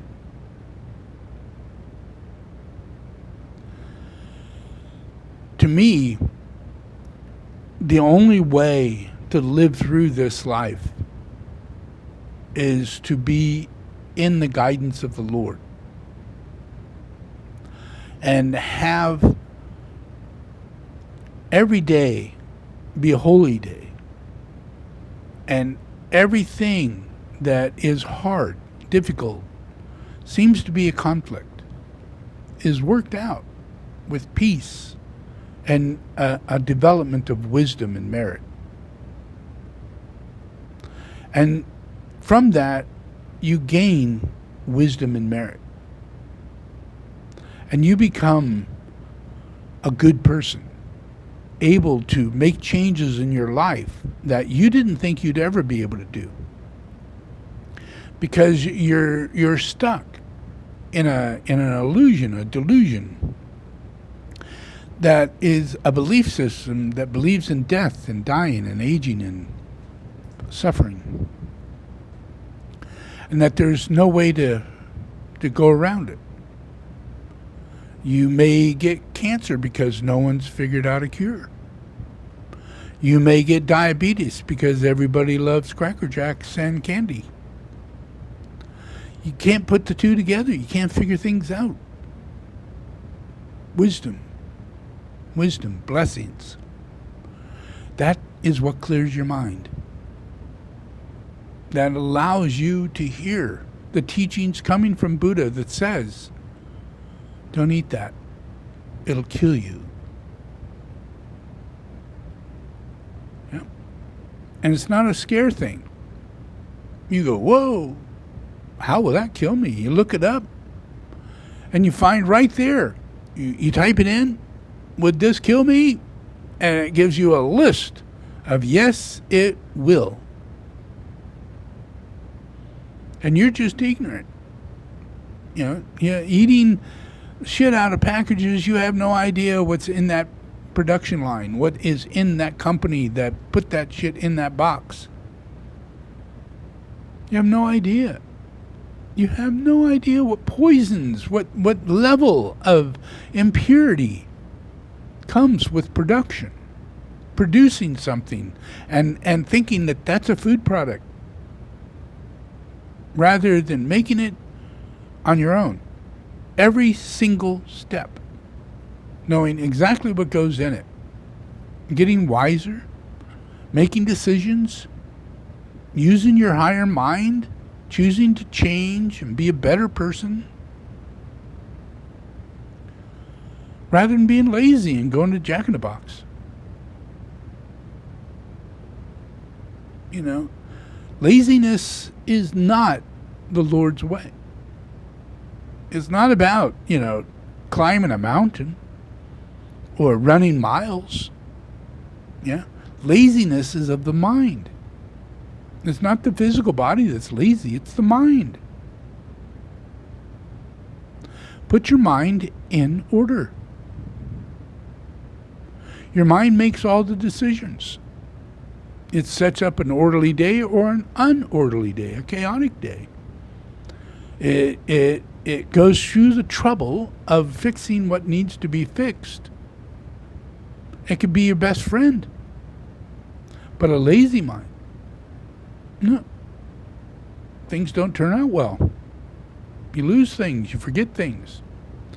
A lazy mind isn't, it's not about using your mind reading or intellectual processing.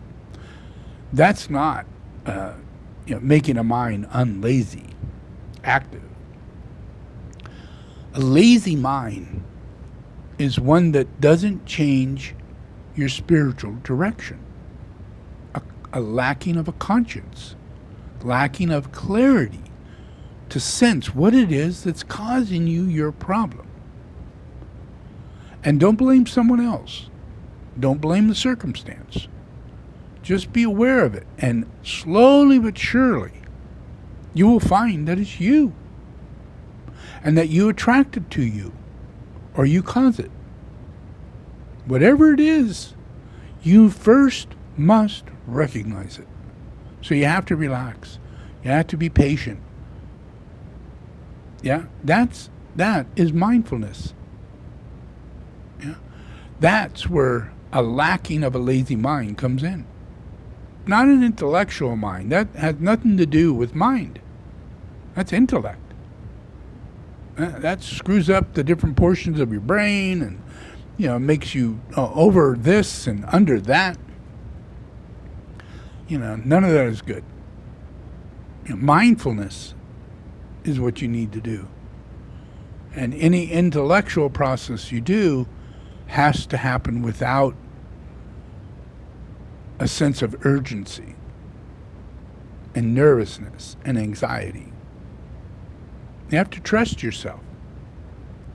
You have to feel that you're capable of pulling this off even though you've never done it before.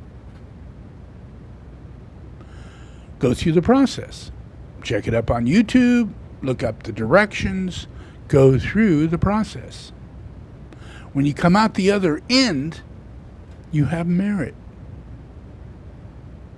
You have wisdom. It doesn't go away. Yeah? You're another person. You've now put jewels into your being. Yeah? And that's what this is about. That's what I teach.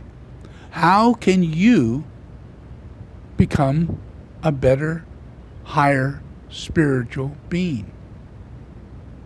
Yeah? And it's by establishing the influences that are guidance that comes from the Lord. And the Lord's on the earth. So we can't be thinking anymore, when is the Lord coming? What's going to happen when he gets here? He's here, been here, long time. Yeah? Look it up. Go on YouTube. It says right there. Yeah? So as time goes on, slowly but surely, the mundane mind of people, will become less mundane.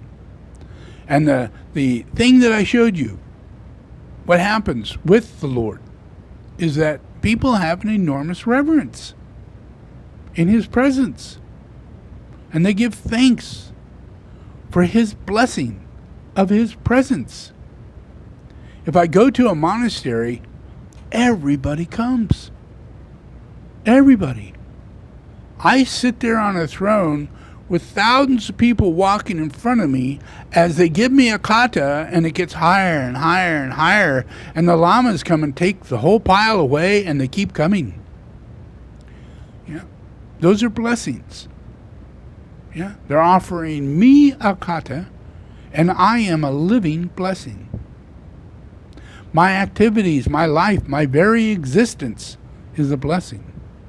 That's what they're missing, is a blessing. And to get a blessing, you need to go through the Lord and change. Listen to what I have to say. It's not easy to listen to what I have to say, but you need to. Okay, so let's do a puja. I'm going to do the great invocation.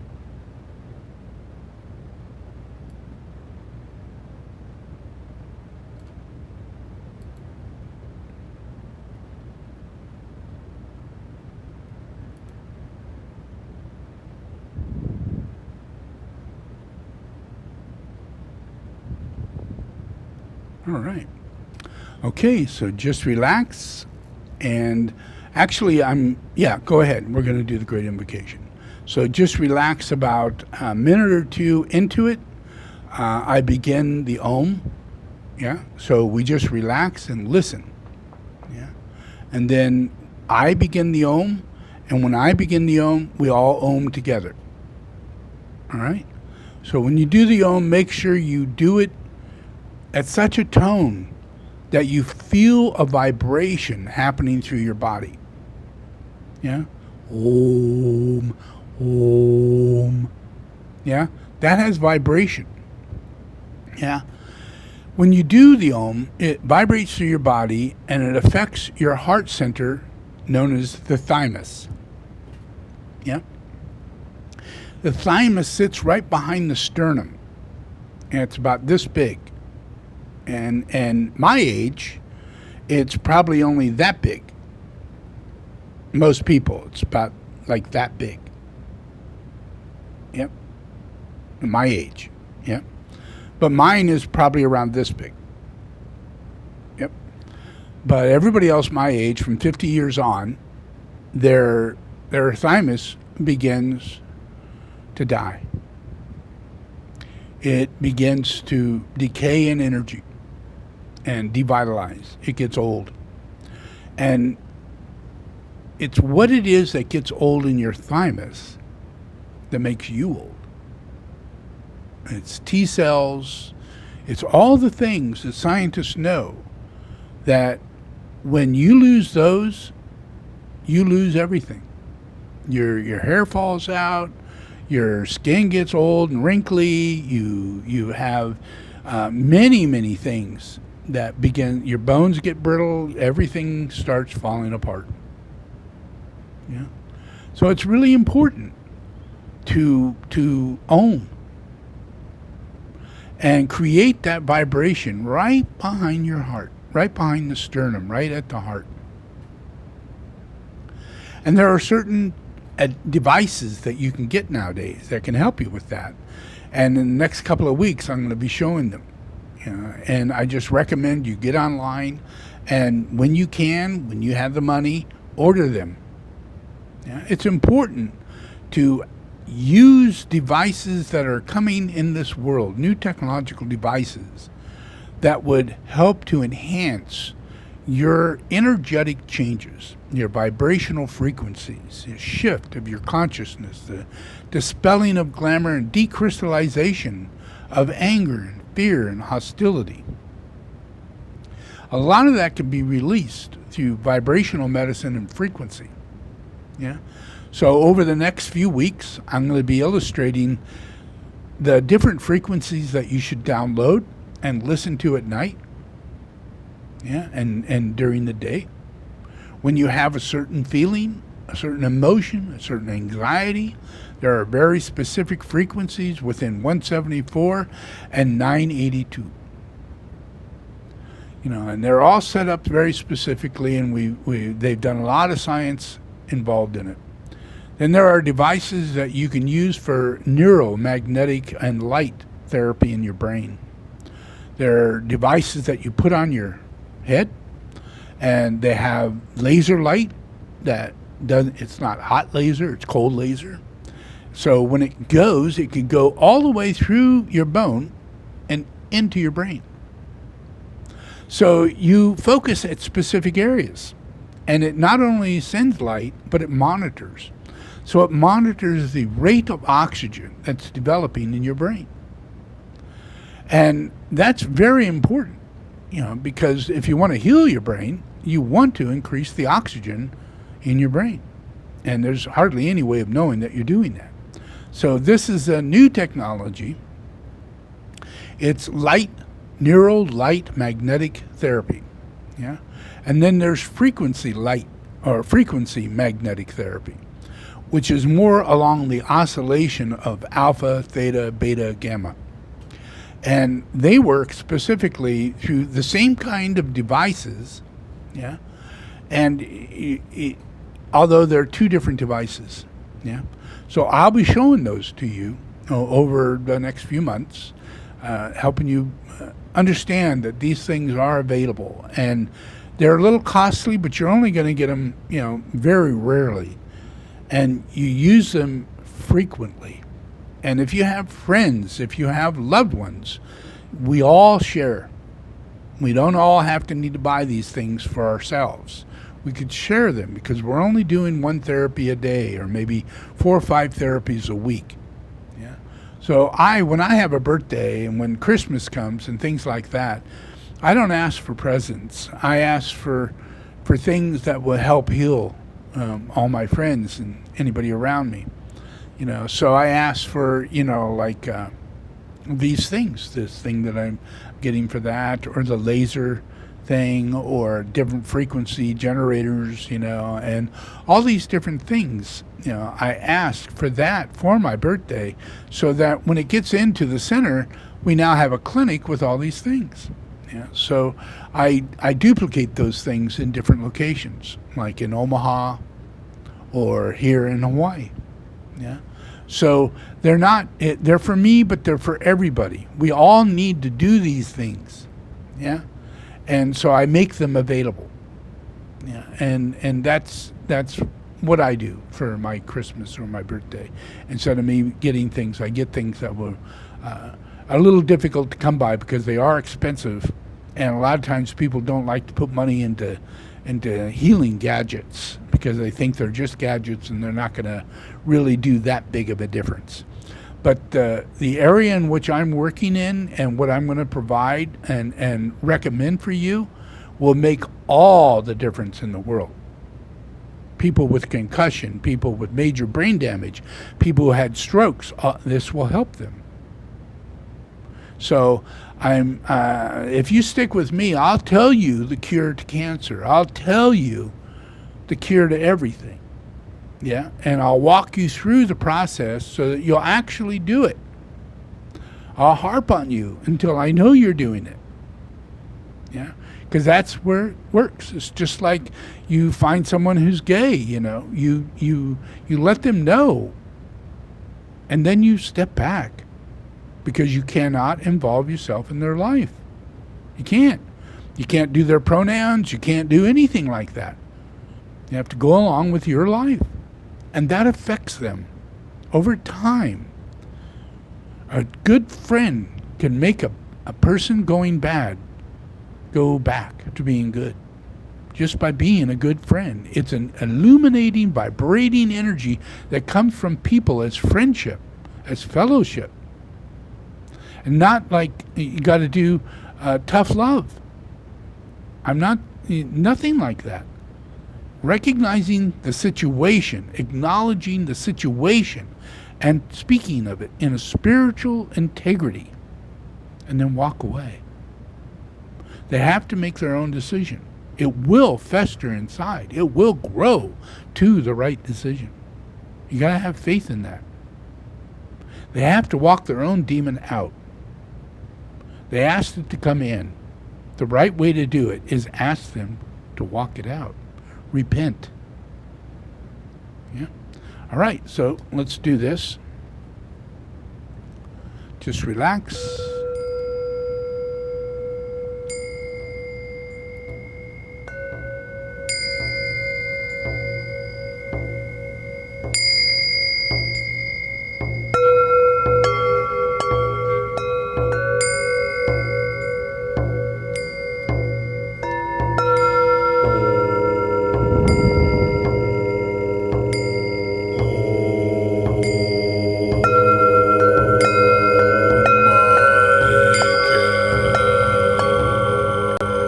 Let the forces of light bring illumination to mankind.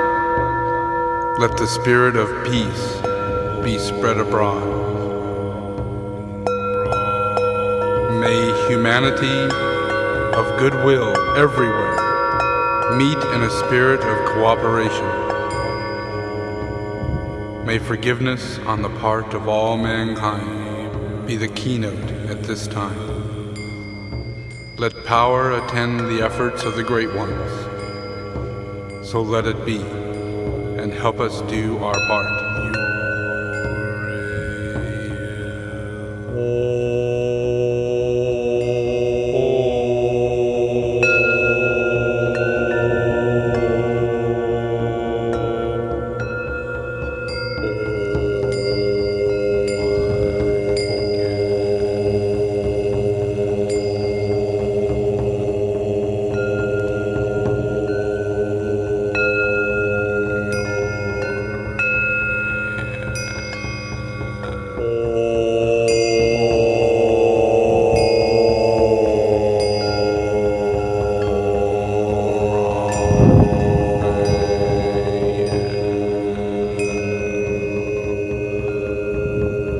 I invoke the holy archangels of heaven.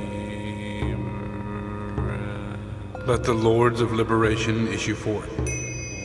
Let them bring succor to the sons of mankind. Let the rider from the secret place come forth, and come say, "Come forth, O Mighty One." Let the souls of mankind awaken to the light, and may they stand with massed intent. Let the fiat of the Lord go forth. The end of the woe has come. Come forth, O Mighty One. The hour of service of the saving force has now arrived. Let it be spread abroad, O Mighty One. Let light and love and power and death fulfill the purpose of the coming one. The will to save is here. The love to carry forth the work is widely spread abroad. The active aid of all who know the truth is also here. Come forth, O Mighty One, and blend these three. Construct a great defending wall. The rule of evil now must end.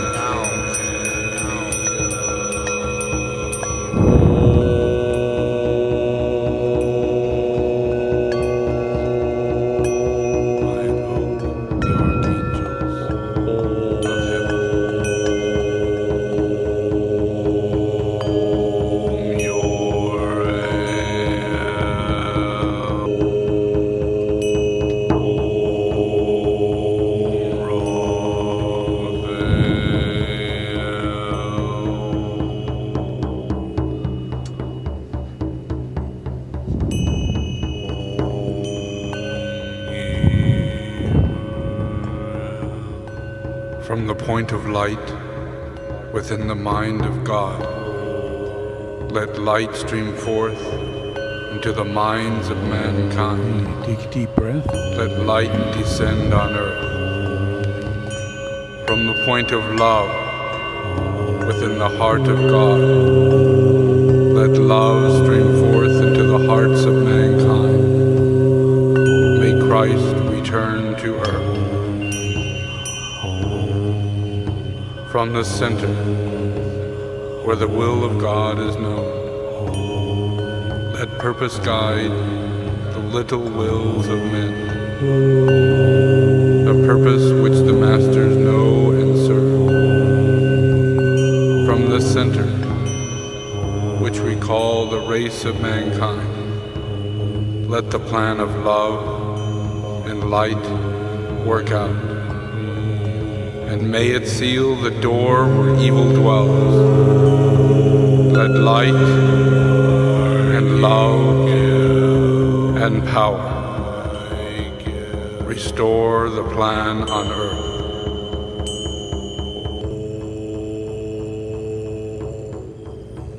Maitreya.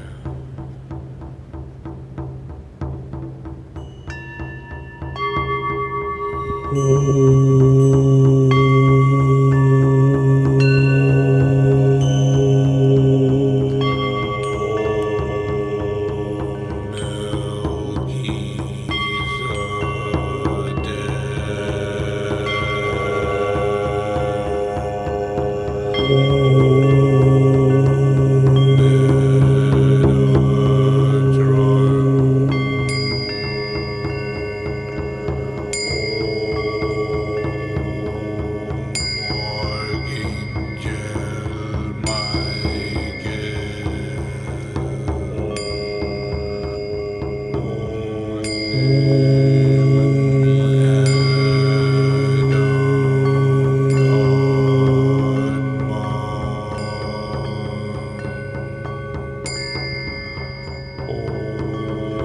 sons of men are one, and I am one with them.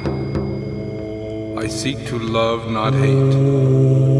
I seek to serve and not exact due service. I seek to heal, not to hurt. Let pain bring due reward of light and love. Let the soul control the outer form, and let life and all events,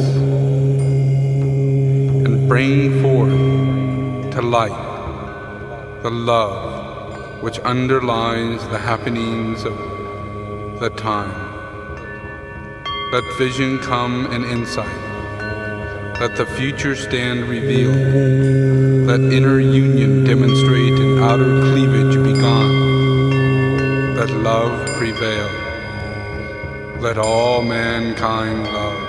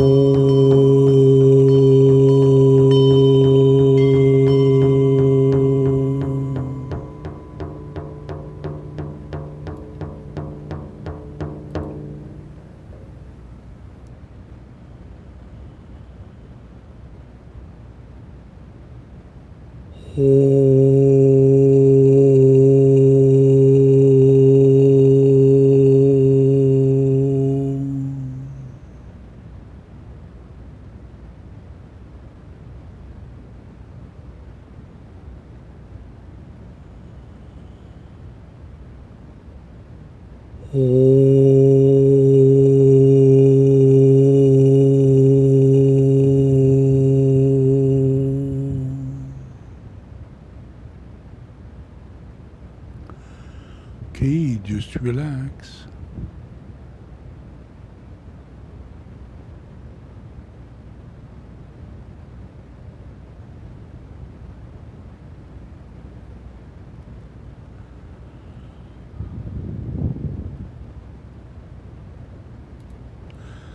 So you've seen Donald Trump's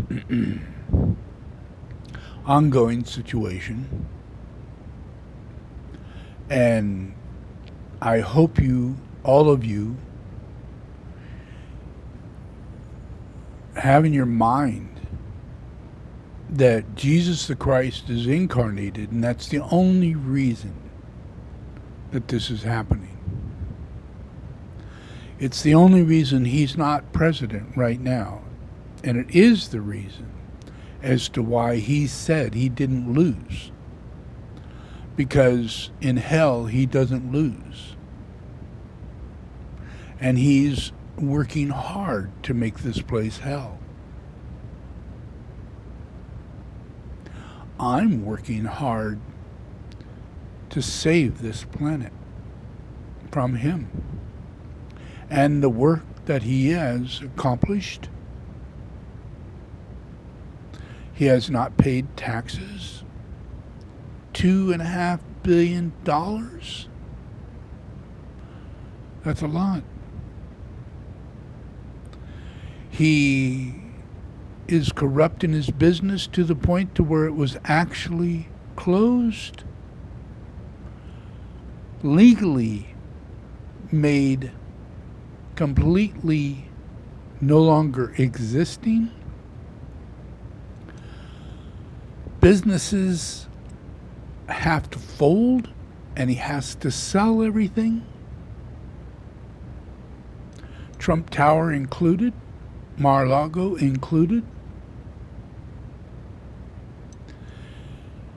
He has lost he lost 2 cases. One to New York for $250 million. That is, Trump business was a completely corrupt, fraudulent operation. It no longer exists. Not just him, but his entire family is, as of Monday, they're going to know what's up. And what is up is not $250 million, but $2.2 billion that he has to come up with. And he doesn't have $2.2 million, but he has a jet. And he has Mar-a-Lago. And he has prison. So when he goes to prison, this all goes into the court system to be dissolved and liquidated in auction. Anybody interested? because that's what's happening. The FBI is not being defunded. The court system is not being defunded. The government is not being shut down and defunded. All caused by him. By him, personally. Imagine what will happen when he's gone. And he's not going to leave his body soon. No. He has to be ripped down a tunnel of absolute degradation. Absolute. To the point to where he is completely bankrupt. His wife has divorced him. Baron no longer wants him as a father. Very upset, finding out the truth. And Trump has to deal with that. You can hear it from me, you can hear it from you, but boy, he ain't going to want to hear it from Baron. And Baron's going to say it. Because he has to continue living. He has to deal with the fact that Jesus Christ is on the earth. And he's the son of Satan. Big deal. Big deal. Yeah. So all of you, just sit back and witness my work. Yeah. I am fixing the government. Why? Because the job of Jesus Christ is to govern. That's it. That's what I do. That's why they put me on a cross. Because my job was to govern. Not Caesar, not Herod, nobody. Me. Not a king, not a ruler, not an emperor. Me. I'm not a king, I'm not an emperor, I'm not a president. But I'm everything that this planet will ever be. And I govern that. And I will walk it into existence. And everybody will touch the hand of God. That's a very rare thing, and I will make that happen. God will bless you, touch you. When you go to heaven, I will introduce you. That's who I am. And when you come back, you're going to be holier than holy. You're going to be so overwhelmed by your belief in God. Incarnated as a priest or a nun. Fully capable of fulfilling your destiny in this world without being defiled by anybody. The Holy Spirit keeps you protected because you're holy.